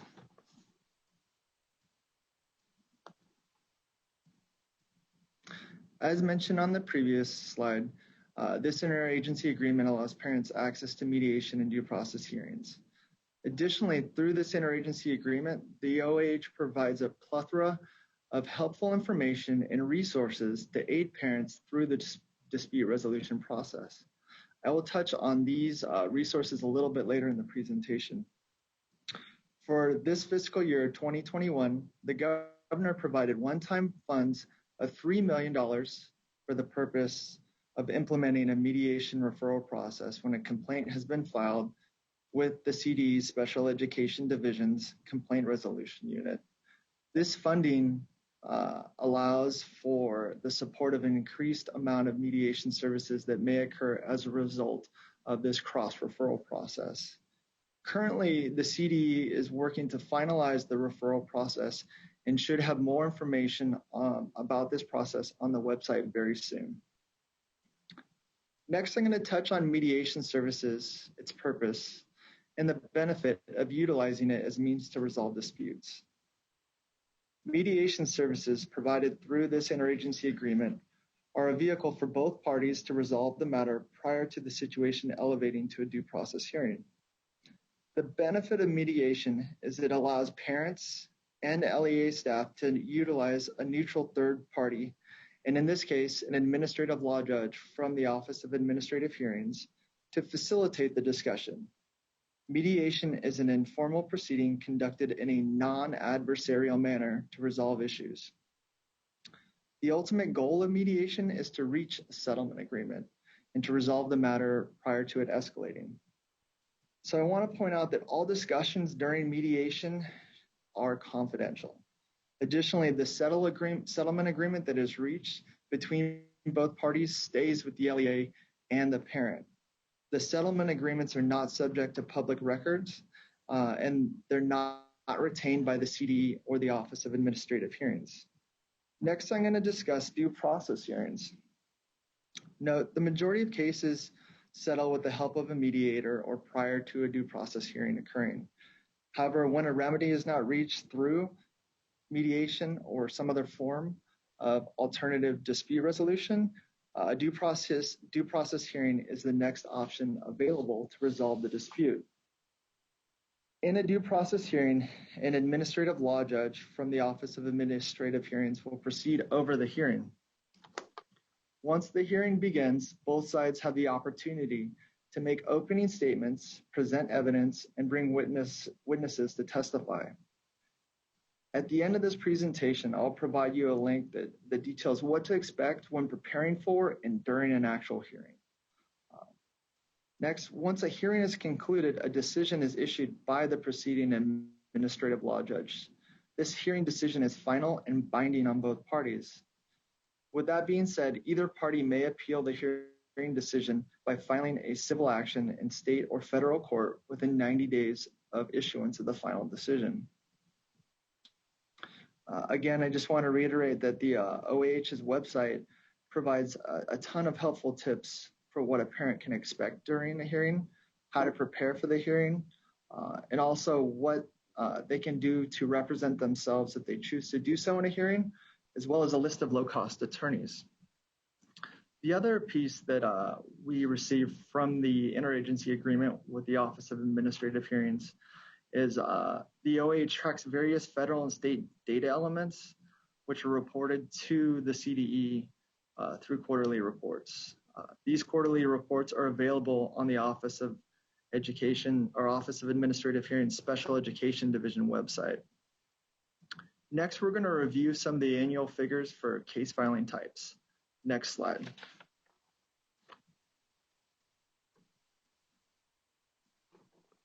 So I want to take this moment to talk a little bit about some of the data from last fiscal year, 2019-2020, related to special education case filings with the Office of Administrative Hearings. The figures on this slide are of the cumulative totals for the number of mediations and due process hearings filed in 2019-2020. I'd like to point out that the most common type of case filing requested by both parties, by both parents and LEAs, includes both mediation and due process hearings. What this suggests is that in general, when both parties file a case with the Office of Administrative Hearings, there's a willingness to try to resolve the matter prior to going to a due process hearing. I want to direct your attention back to the case filing data for LEAs, specifically regarding due process case filings only by LEAs. Last year, there was only one case filing by an LEA where mediation was not jointly requested with a due process hearing. However, this filing was remanded later on.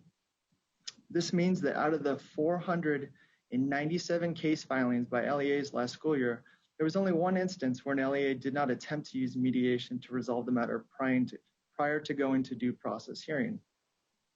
Regarding parent case filing data, parents consistently file for both mediation with due process hearings together at a 97% rate. Next slide, please. Now I'm going to take a little bit more of a deeper dive into this data. The data on this slide reflects the total number of hearings and mediations held in last fiscal year as means of dispute resolution.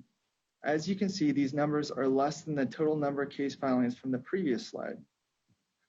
That is because 43% of all case filings, or 1,997 case filings, were either addressed or closed at the local level without needing to utilize mediation or due process hearing.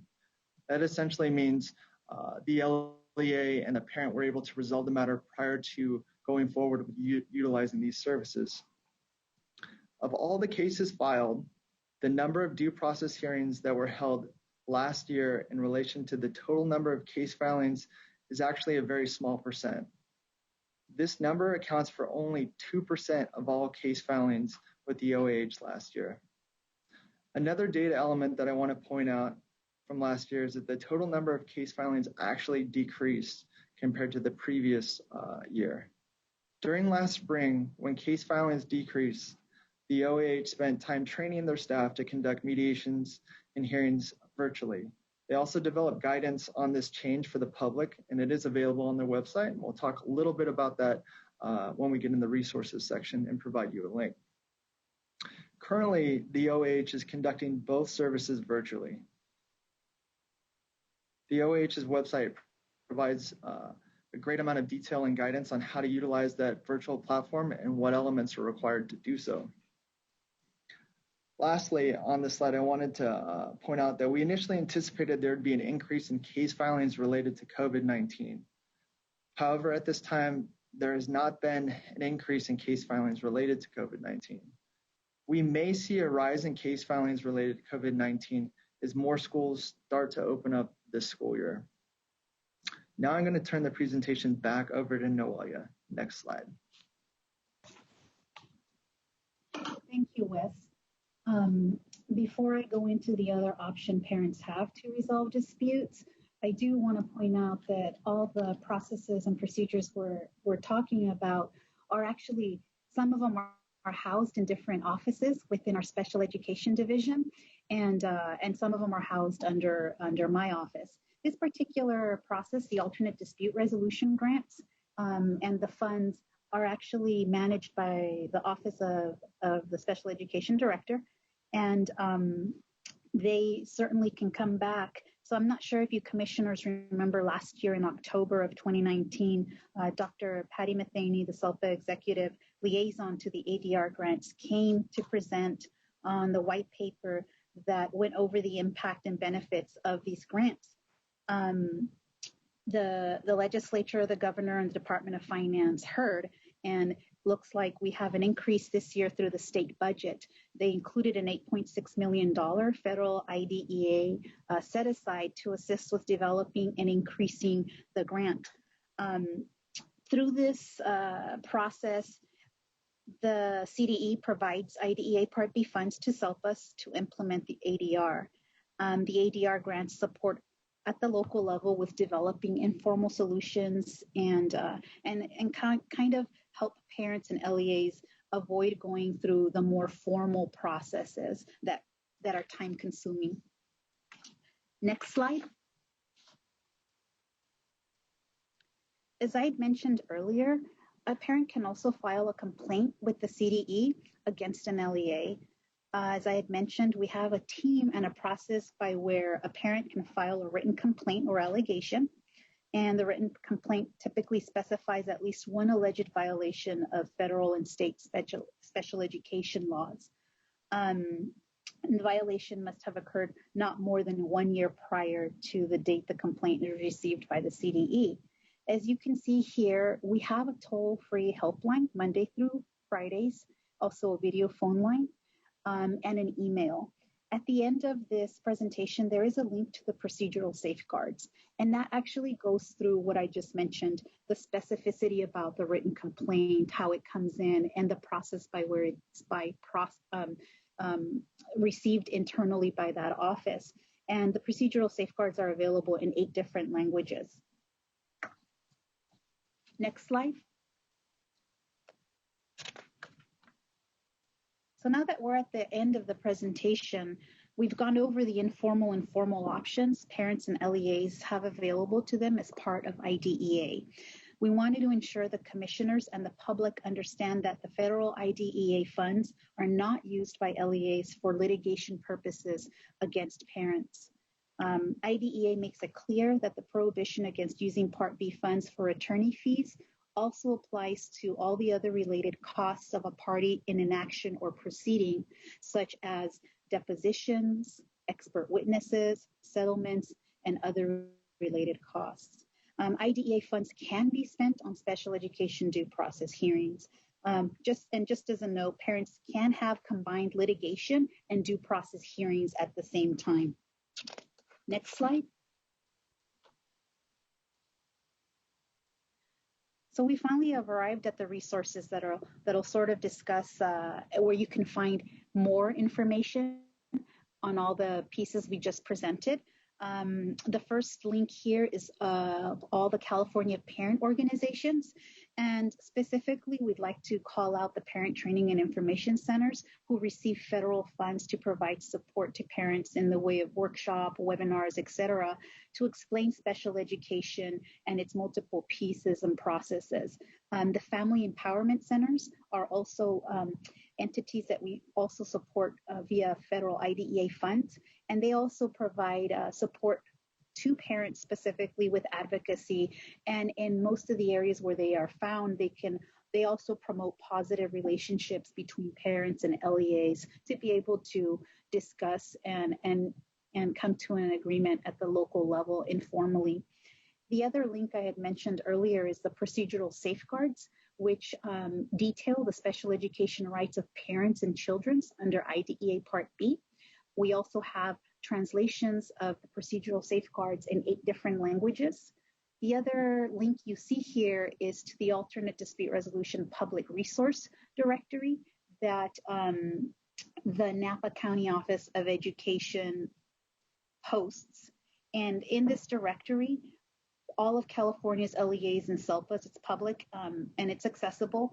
They can find resources and material on the ADR process and other material supporting family and school partnerships and anything that's critical to special education. Next slide.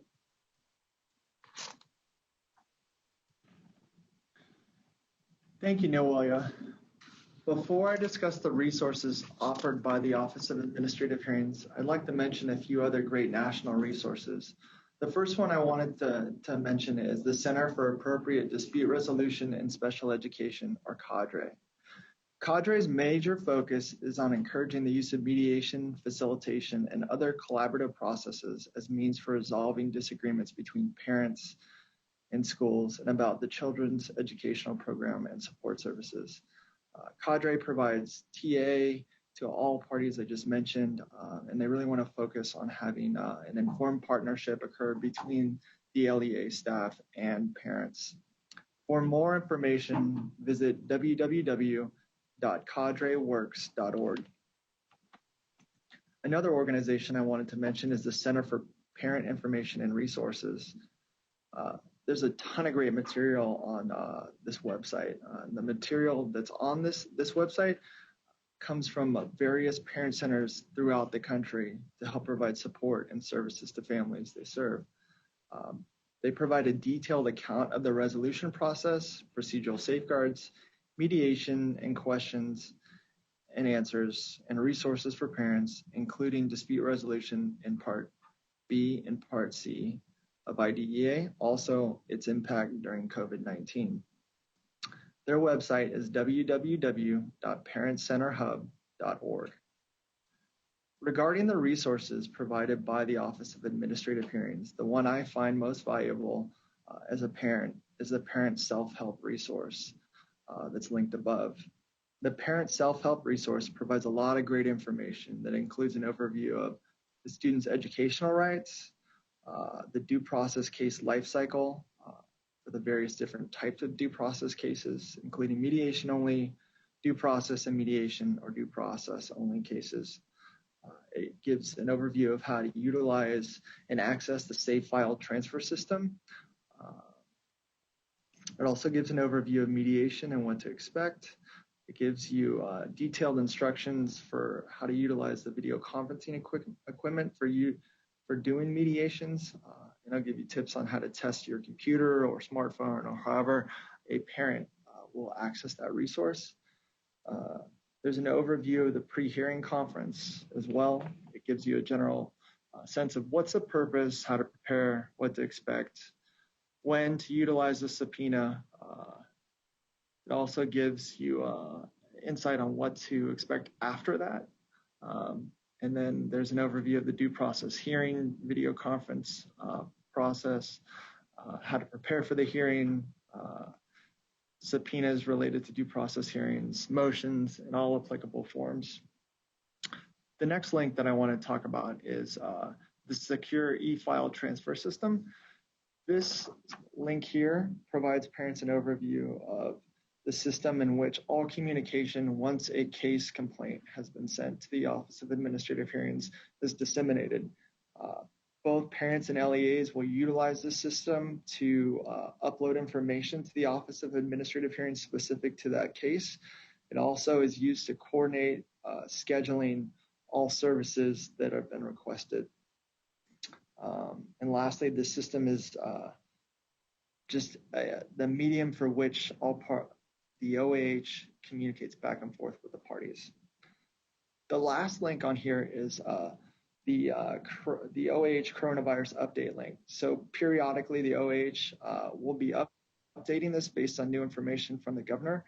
This section provides the public with all the updates to the provision of their services and directives from the governor. I want to take this time to say thank you, everyone, for this opportunity. And we have now come to the end of our presentation and are open for questions. Noelle and Wes, thank you so much. I wanted to follow up on one of the slides and just make sure I was understanding it correctly. When you were talking, Noelia, about the use of the IDA dollars, and you referenced that they cannot be used for litigation, but they can be used for due process. I wanted to clarify litigation is through the judiciary system, whereas due process is an administrative pathway. Is that the difference between litigation and due process? Yes, that is correct, Dave. Thank you. And I thought that was important to distinguish, because sometimes I've communicated with parents who may feel that because attorneys are involved and due process is a formal process, that it is litigation. But it may feel in some aspects like litigation, but is not an active litigation in the technical term. Yeah, absolutely. You're correct, Dave. All right, we have two hands in the queue. Commissioner Plate first, and then Commissioner Oyakawa. Great, thank you, Wes and Noelia. Thank you so much for all this information. It's always really nice to see just the entire breadth of the work that you're doing, or the supports that you have available. So thank you. This isn't really a question, but maybe a thought for our next meeting. I think the pandemic is giving us some new and unique opportunities as it relates to disputes. And as everybody, as school districts, as charter schools, as parents are trying to figure out issues like assessment and service provision, I know, and I'm sensitive to the unique position that the CDE is in. And I'm wondering if it might be helpful at our next meeting to have some models for how that's getting worked out at the local level. And I've seen some examples that are really fantastic already, and wondered if this is a nice forum to be able to air those even more broadly, how LEAs are working with parents to come to some resolution on what's acceptable as everyone's navigating this new moment. So I want to thank you both for the presentation, and this just suggests that we open it up to seeing how local LEAs are grappling with these issues.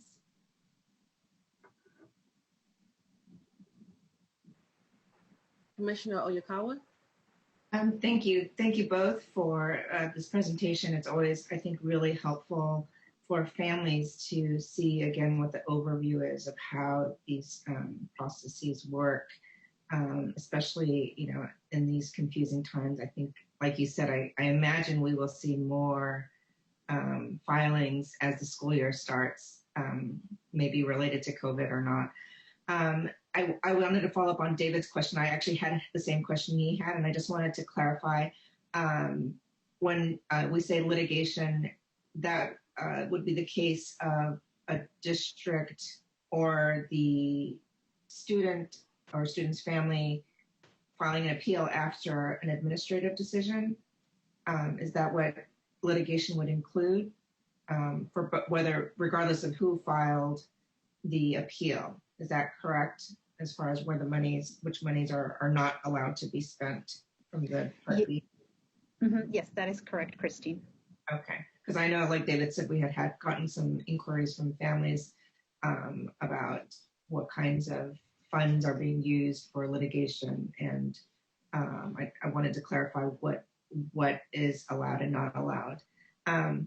And then the other question was, I think it was Wes was giving I love this list of resources. I think this is really helpful. And I think the step-by-step of what parents can expect in the process is so important and really helpful to families. I think there were a couple of resources that were shared, Wes, that were not on the slide. And I wonder if you could repeat them. I got the cadre one, but I didn't, if you could give that again, if it was something that was not on the actual slide, or maybe I just missed it. Not a problem. The other one is the Center for Parent Information and Resources. I can put the websites in the chat box if that would help everyone. Okay, I just wanted to share it again in case anyone's listening, if parents are listening who want to get that again. So if they were also drinking their coffee like me, and if you could give us the website for the Center for Parent Information. I'm typing it right now. And then the other one was cadreworks.org, I think you said. Correct. Okay. Thank you so much. So as we transition to public comment, my last reflection is, thank you, Wes and Noelia. And as I was thinking about the numbers of around 4,000 filings each year out of approximately 700,000 special ed students, in my mind, I was thinking, okay, that's a relatively low number, but I was reminded of something Dr. Clark said is around, we have to look beyond the numbers and recognize that each of those 4,000 due process situations, and although most of them are resolved at mediation level, still take a toll on the parents and educators when communication breaks down. So it really highlights the importance of the ADR work that SELPAs and LEAs are doing to try and avoid the formal processes and resolve challenges so that everyone can refocus on providing the education rather than the adult disputes. So, Aaron, are there any comments from the public on this matter? No, we haven't received any call-ins at this point.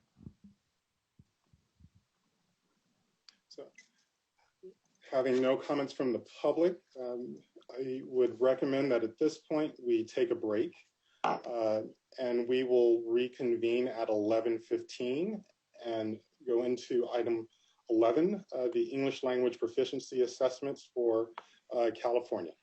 So we will see everyone at 11:15.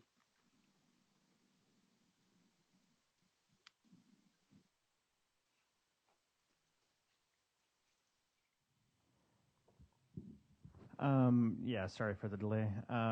We are good to go. I do not yet see Mao on, so.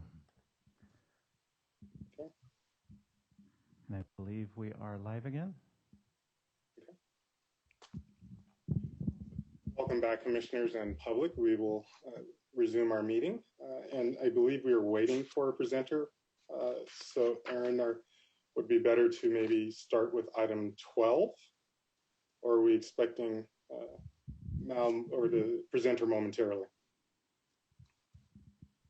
I believe they will be on momentarily. We could certainly go to item 12 and then return just to give them sufficient time to prep and get on. Okay, so let's do that. So commissioners, I will, in public, we will move to item 12 and discuss agenda building.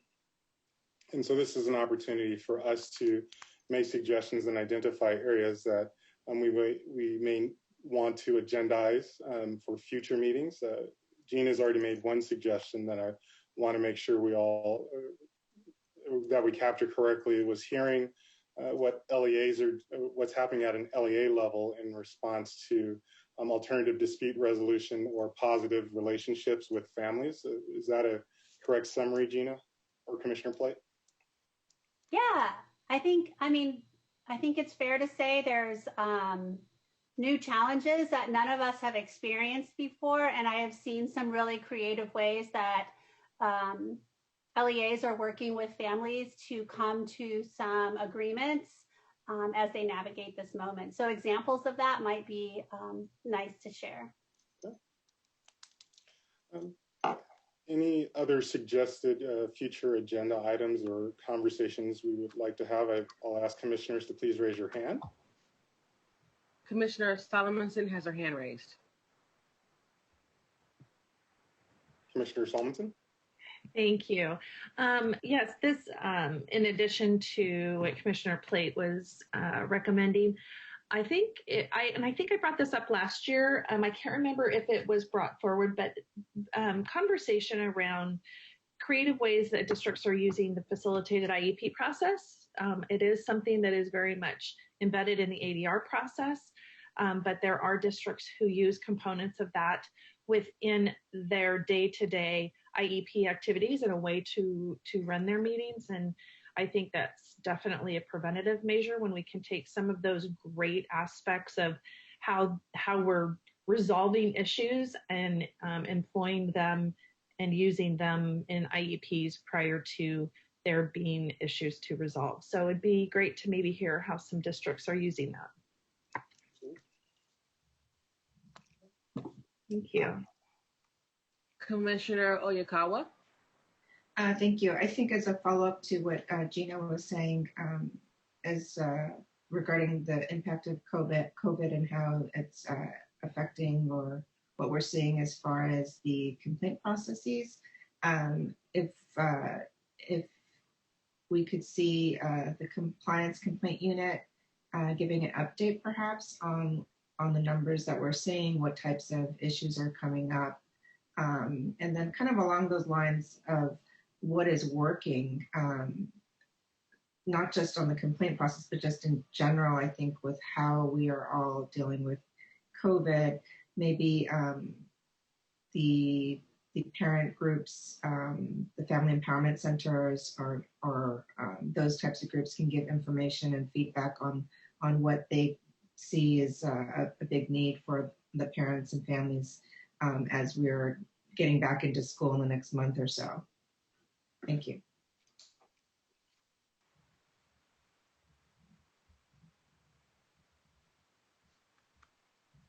I believe Commissioner Hamilton is next.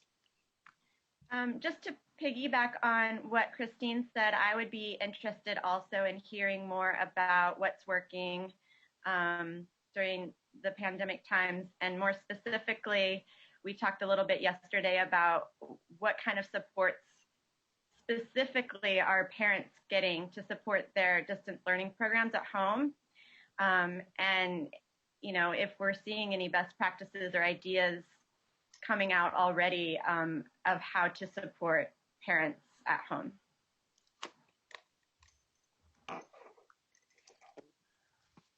You know, thank you, Commissioner Hamilton. Thinking of support, I might suggest understanding how our system of support is evolving or shifting to provide support to LEAs, county offices, and SELPAs during the pandemic if their work has shifted, or plans and goals that they have for the 2021 school year.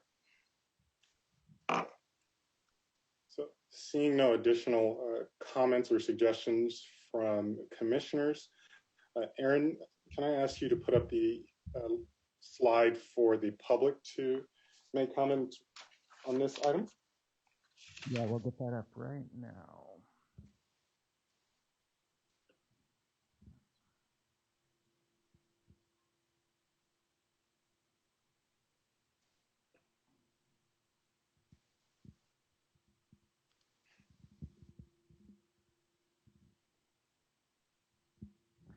Sorry about that.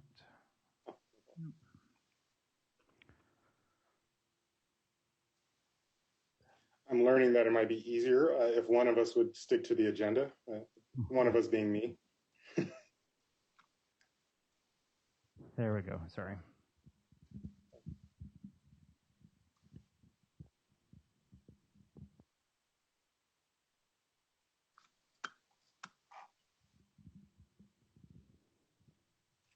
And we're not showing any call in public comment at this point. Okay. So, as I linger just for a moment in case someone's dialing in, as Vice Chair, Hayes White and I continue to review the liaison assignments between now and the next meeting. We may be reaching out to commissioners who are appointed, who already have liaison assignments, to see if there are other possible presenters or topics from the area that you are, or entity that you're liaisoning with, that may be able to present at the next meeting. And I would highlight that I really like the approach that we've been taking with the conversations around due process complaints and compliance complaints in terms of having a theme transition between each meeting and hearing from different perspectives. I believe that it will really be informative for us as we begin advising our appointing bodies as we really begin the new legislative cycle and as we're working on the budget for next year. So, Erin, are there any public comments on the line? No public comments at this time. Thank you. So we will transition back to item 11. And we are so happy to have Mal Vang, the Director of the Assessment, Development, and Administration Division, as well as Tracy Albee, who's in the Education Research and Evaluation, Administrator within the same division. Thank you both for being with us this morning, and I will transfer the microphone to you.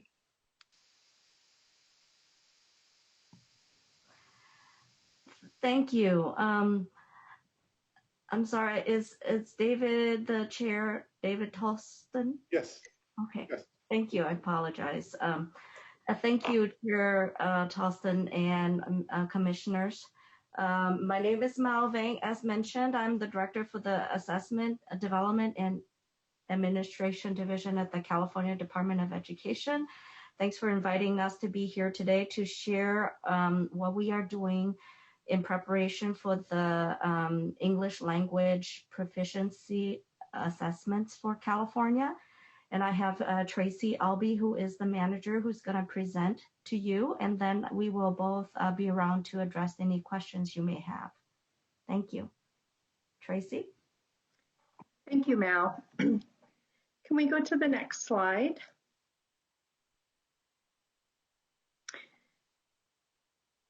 Thanks. We are pleased to announce that we have received approval to move forward with the optional fall administration of the 2019-2020 summative ELPAC. Although the primary purpose of this fall administration is for reclassification, LEAs have the discretion to determine which students would most benefit from testing. If your LEA chooses to test students in the fall, they are not required to test all students who are eligible English learners, but an LEA may choose to assess only students in grades 3 through 6, for example, and not their students in K2. Again, it is at the LEA's discretion. Results and student score reports will be provided to LEAs for the spring and fall administrations, but they will not be included in the dashboard, nor will they be available on our public web reporting website this year. Next slide. The optional fall administration window opens on August 20th today and ends on October 30th, 2020. It's important to note that students will test in the grade or grade span in which they were enrolled in last spring. If any students did not complete any domains of the summative ELPAC last spring, they will be able to complete them this fall. And all English learner students who were eligible on May 31st will be eligible in our test operations management system for the fall administration. Next slide. Test examiners that were trained for the administration of the summative ELPAC last spring are eligible to administer the fall summative administration. If your test examiners are testing students in a different grade or grade span from the one that they had calibrated for, they can enter the Moodle training site and get calibrated for the grade or grade span they will be testing in the fall. LEAs need to make sure that they update the user roles of the test examiners to include both 2019-20 and 2021 administration years.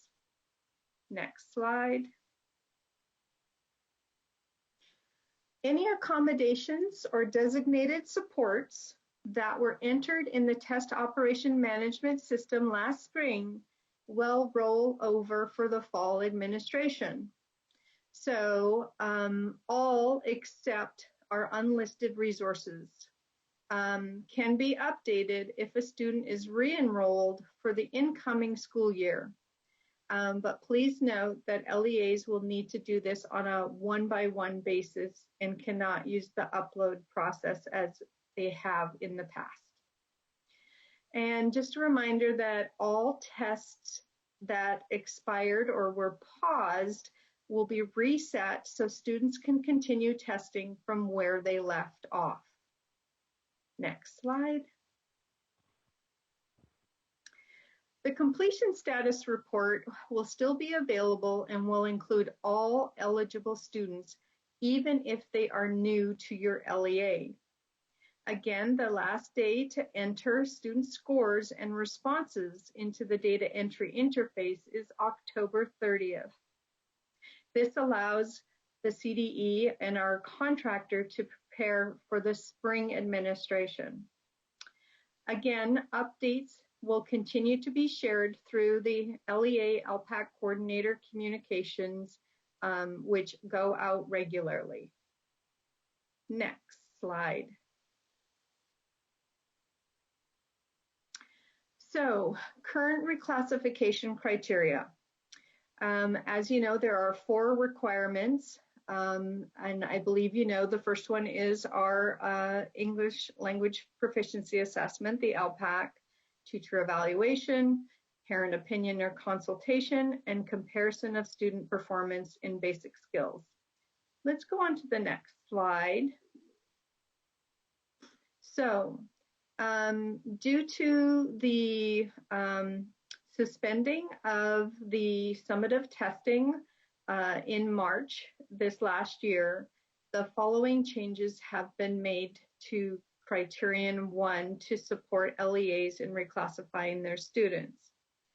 So, if a student took the summative test in the spring, they would use those results to determine reclassification eligibility. If they decide to use the optional summative ELPAC administration this fall, then they would use those results for reclassification. Additionally, if a student had met the overall level 4 on the 2018-2019 summative ELPAC without taking the 1920, they would be eligible to use those results, as those are the most recent results that they have for those students. Reminder that they also have to make the 3 other criteria which I mentioned before. Next slide. And then, as I said, the optional summative is recommended for English learners who have met all the other criterion except for Criterion 1. So we really do want to focus this optional on those students and do not overburden both districts for administrating the optional summative, as well as put on that additional pressure for our students this fall. Next slide.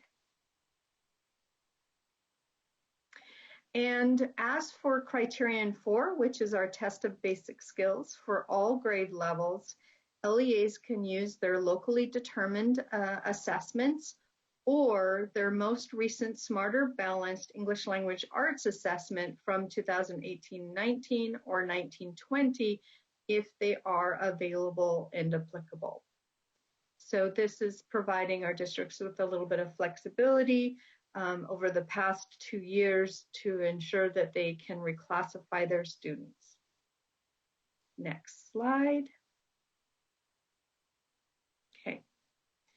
Going on to the current 2020-21 initial ELPAC. For most of you, you know that our initial ELPAC window runs from July 1st through June 30th annually. Although this year, our administration began a little bit differently. From July 1st through yesterday, August 19th, LEAs had the option of continuing to administer the paper pencil version of the initial ELPAC. With the returning of most of our districts through distance learning, the CDE, in collaboration with Educational Testing Services, is allowing the paper pencil to continue through the end of the year. With that said, beginning on August 14th, for those districts that choose to use paper pencil version, they need to submit a list of their state student identifiers, including their testing date completed, to Educational Testing Services, and then those students move from being a computer-based student to a paper-based student. And ETS will be collecting those SSIDs as we go on throughout the year. The first, as I show on the screen, was August 14th. The next will be August 28th.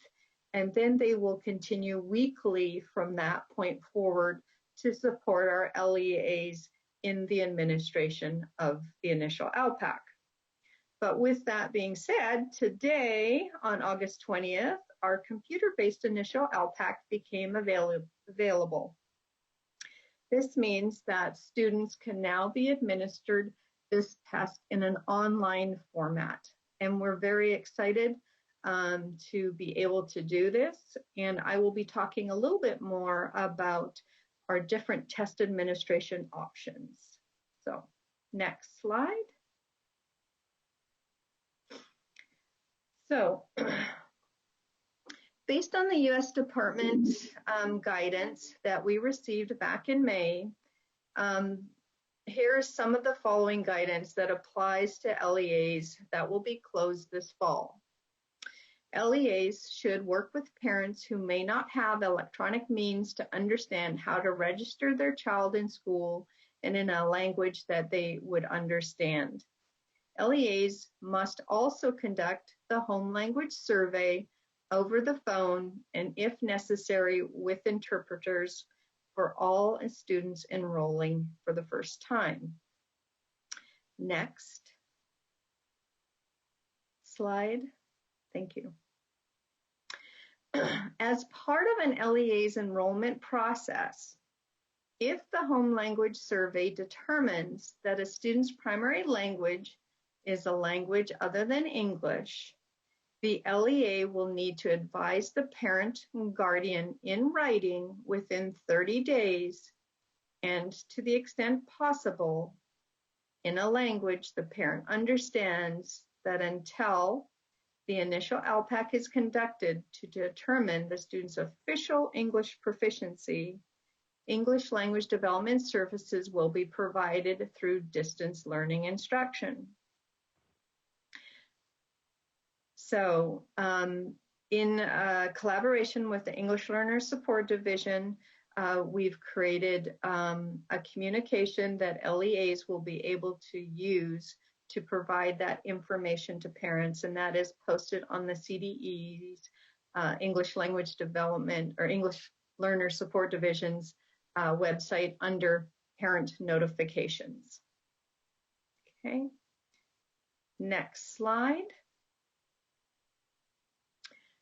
So here is our high-level test administration options. So as we moved into the fall and districts were, I would have to say it's just 3 weeks ago that the largest districts made the decision to completely move their school year onto distance learning.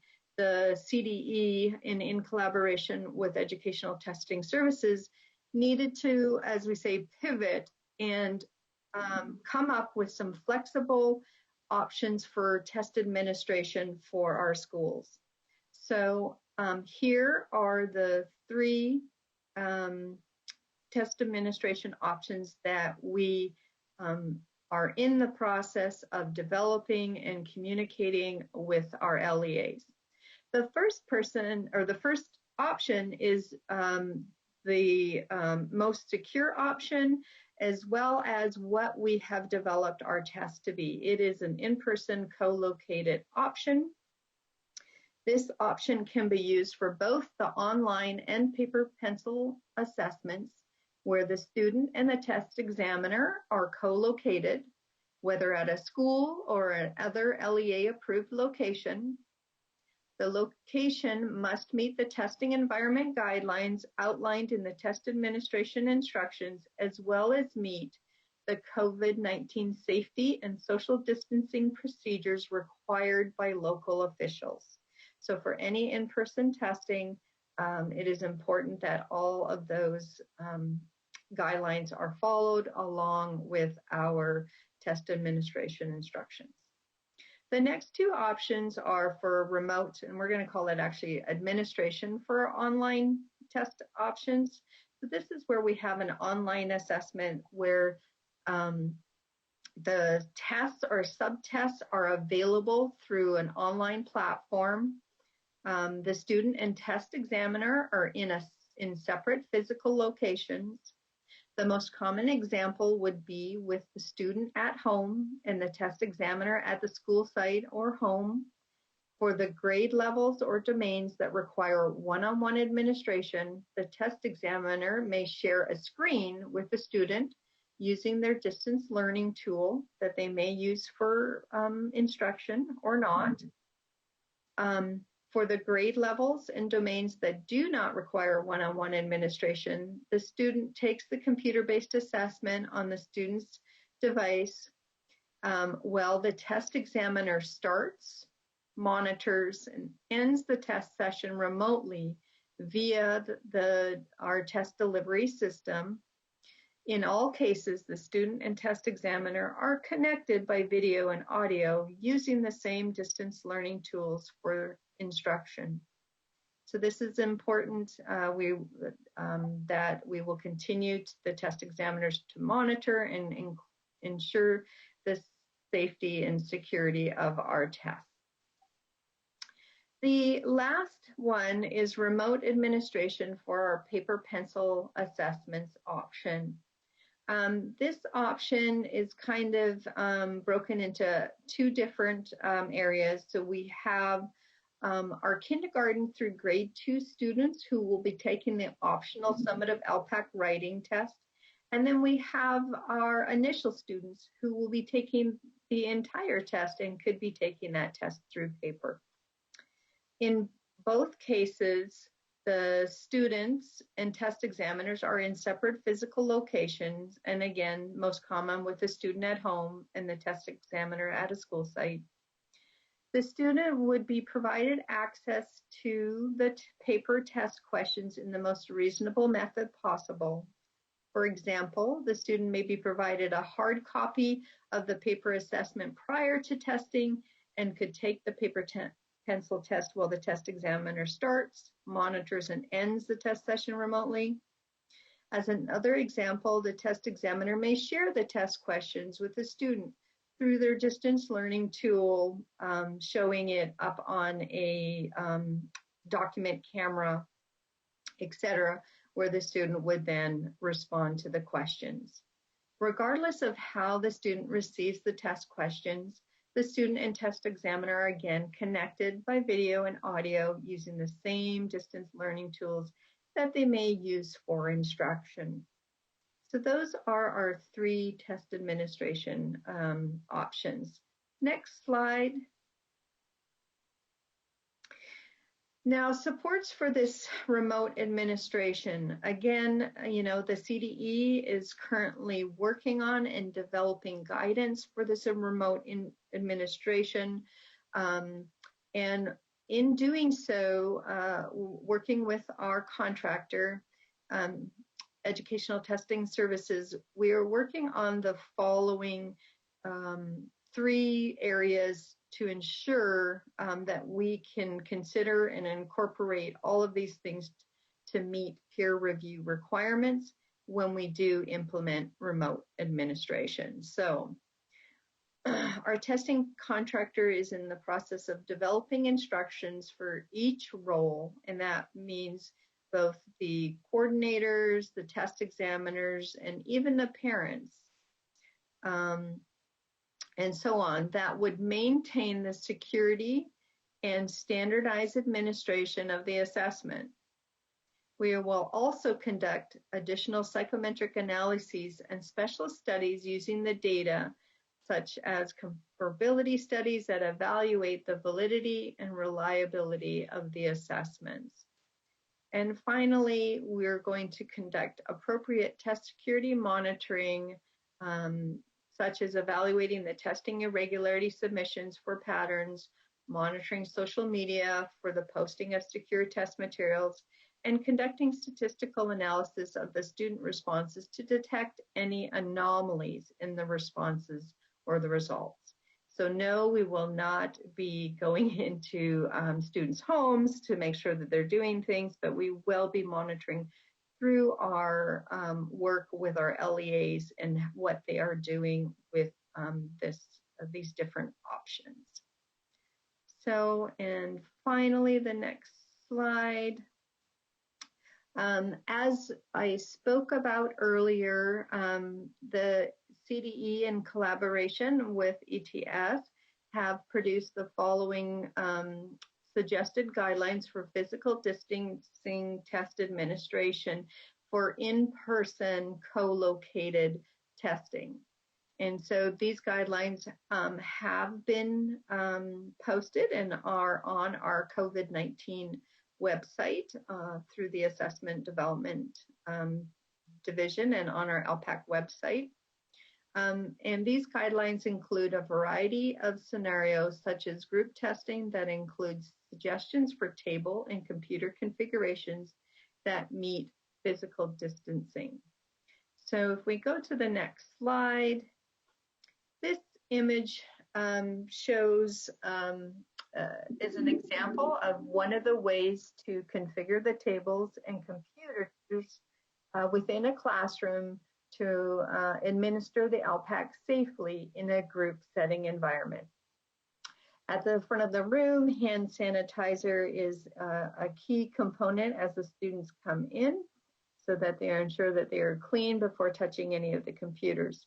The computers are staggered so that at minimum there is 6 feet between each computer, and on diagonals to ensure that there is at least 6 feet between the student in front and below.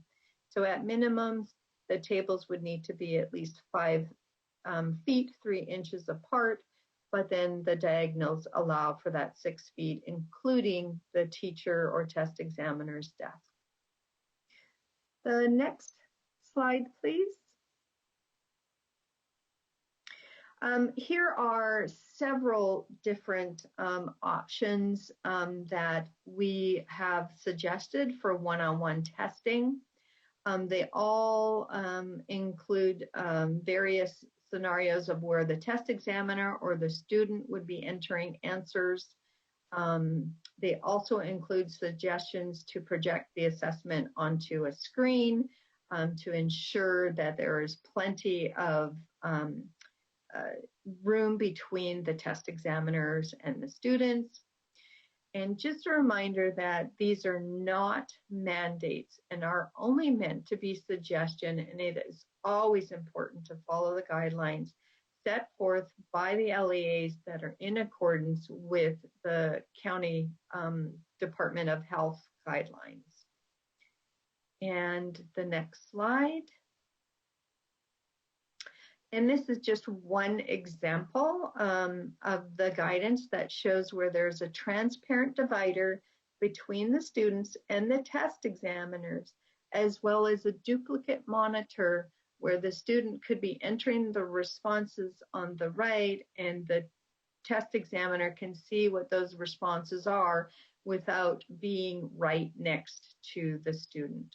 So that is just one example. And finally, our last slide.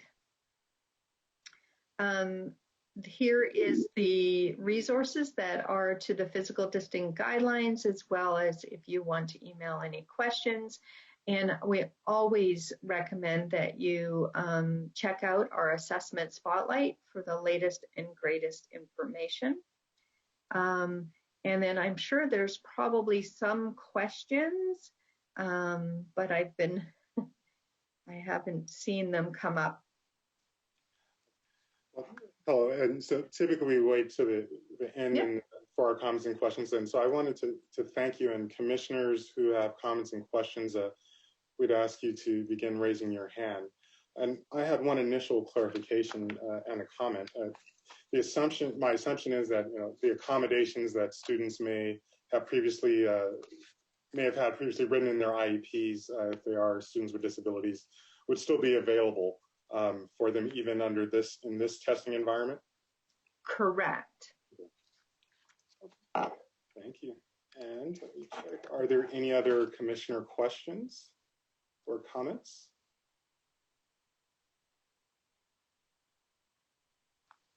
Let's see. Commissioner Oyakawa has it. I just can't stop talking. I'm sorry. It was actually, I had the same question as David. I wanted to ask about how students with disabilities, whether they have a current IEP or 504 or not, because, or even kids who are not identified, I wonder, because you're presenting these guidelines, which is wonderful to see, how, if the guidelines will make mention of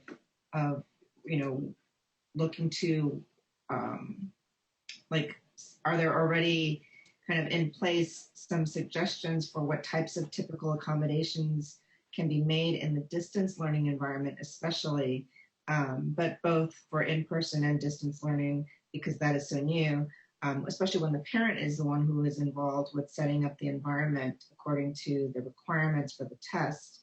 I wondered, besides looking at whatever is written in the IEP or 504, if there are other places in your guidance that would give information for the testers or to the family to prepare for that.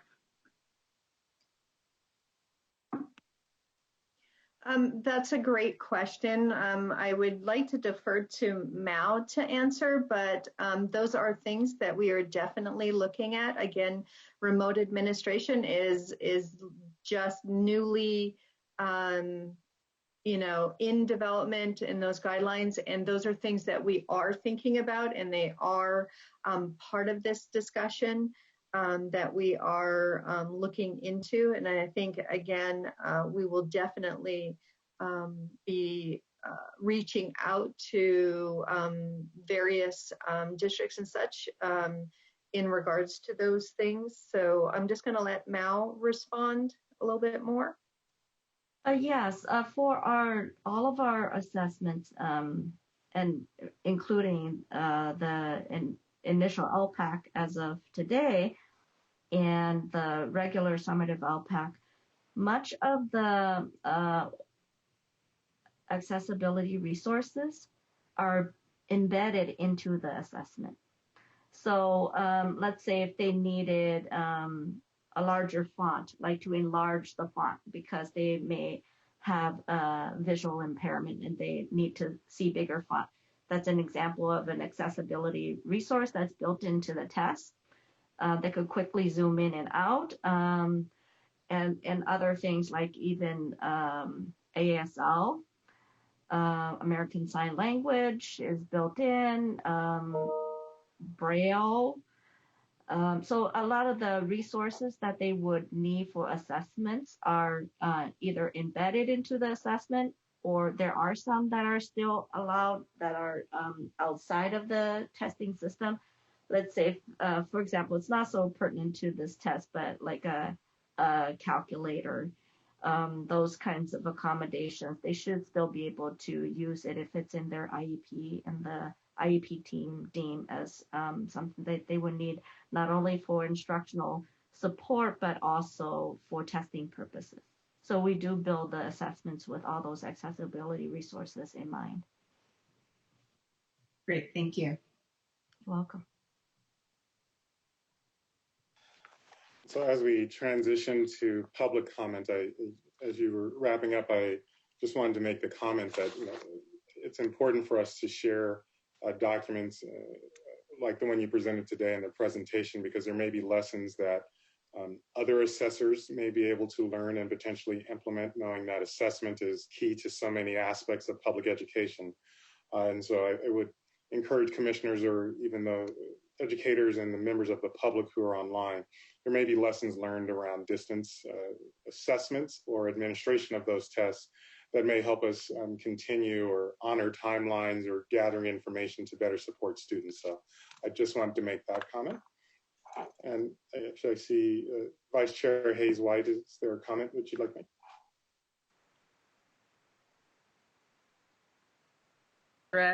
But what does professional development look like as far as training for assessors? So we provide this year in the spring, all of our summative ELPAC test examiners were provided with training the previous fall, but then this spring for the initial ELPAC, it was an online version to task. And then we have also been working on with our contractor, Educational Testing Services, to, once we get the guidelines out there, to work on developing some additional sort of how-tos, best practices, working with some different LEAs to possibly pilot some different ways to support our test examiners giving them some examples of how to do remote administration. Again, we are pivoting as quickly as possible, and we know that our districts need that support, and we will be responding to that.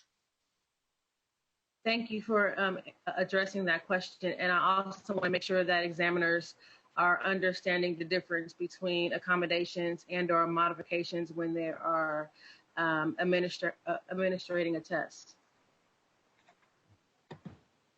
Yes, that does seem to be a common misunderstanding. Accommodations do not affect the scores of any of our assessments that are allowable within any of our state assessments, including the ELPAC.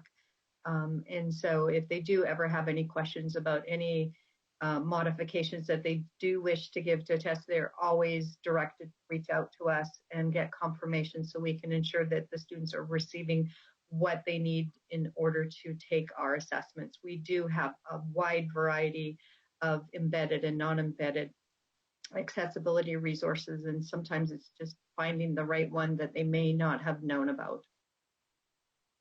Thank you.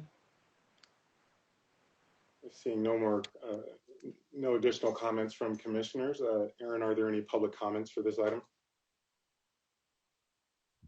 We do not have public comments for this item. To our presenters, Tracy and Mal, thank you so much for your time and sharing information with us. We look forward to seeing your work progress throughout the year, and I'm sure we'll have future conversations, so thank you. Thank you for having us. Mm-hmm. So, moving on to item 13, we will keep general public comment. Now is an opportunity for the public to make general public comments and an opportunity for us as commissioners to continue to listen. So, Aaron, I will wait for you to alert us if there are any general public comments. We'll go ahead and bring up the public comment slide again and give it just a minute.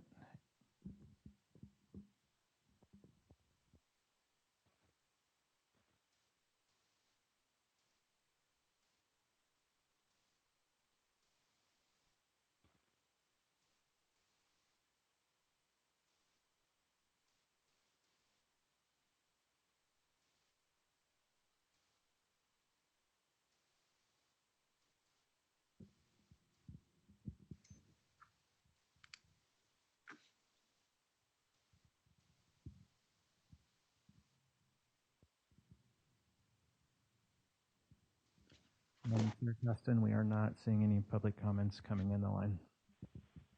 Okay. Well, then at this point, I will close this item and move on to the adjournment of our meeting. I would like to close by thanking all of the commissioners, presenters, and public and educators who took time to participate in the meeting and share their thoughts and comments or just learn with us.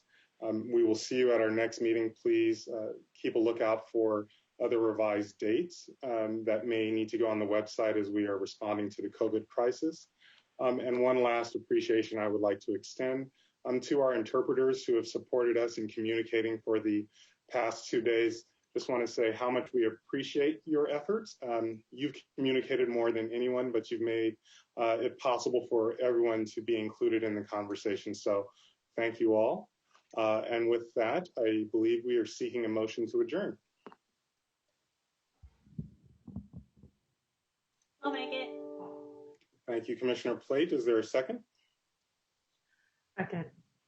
Thank you, Commissioner Topolin. Aaron, I will turn it over to you to collect the vote. Okay, we'll start the roll call. Commissioner Hamilton? Yes. Vice Chair Hayes-White? Aye. Commissioner Oyakawa? Aye. Commissioner Plate? Yes. Commissioner Solomonson? Yes. Commissioner Topalian? Yes. Chair Toston? I won't be as enthusiastic as Gina was, but. And that completes the roll call. Thank you, everyone. We will see you at the next commission meeting. Be well and stay safe. Thanks, everyone. Bye.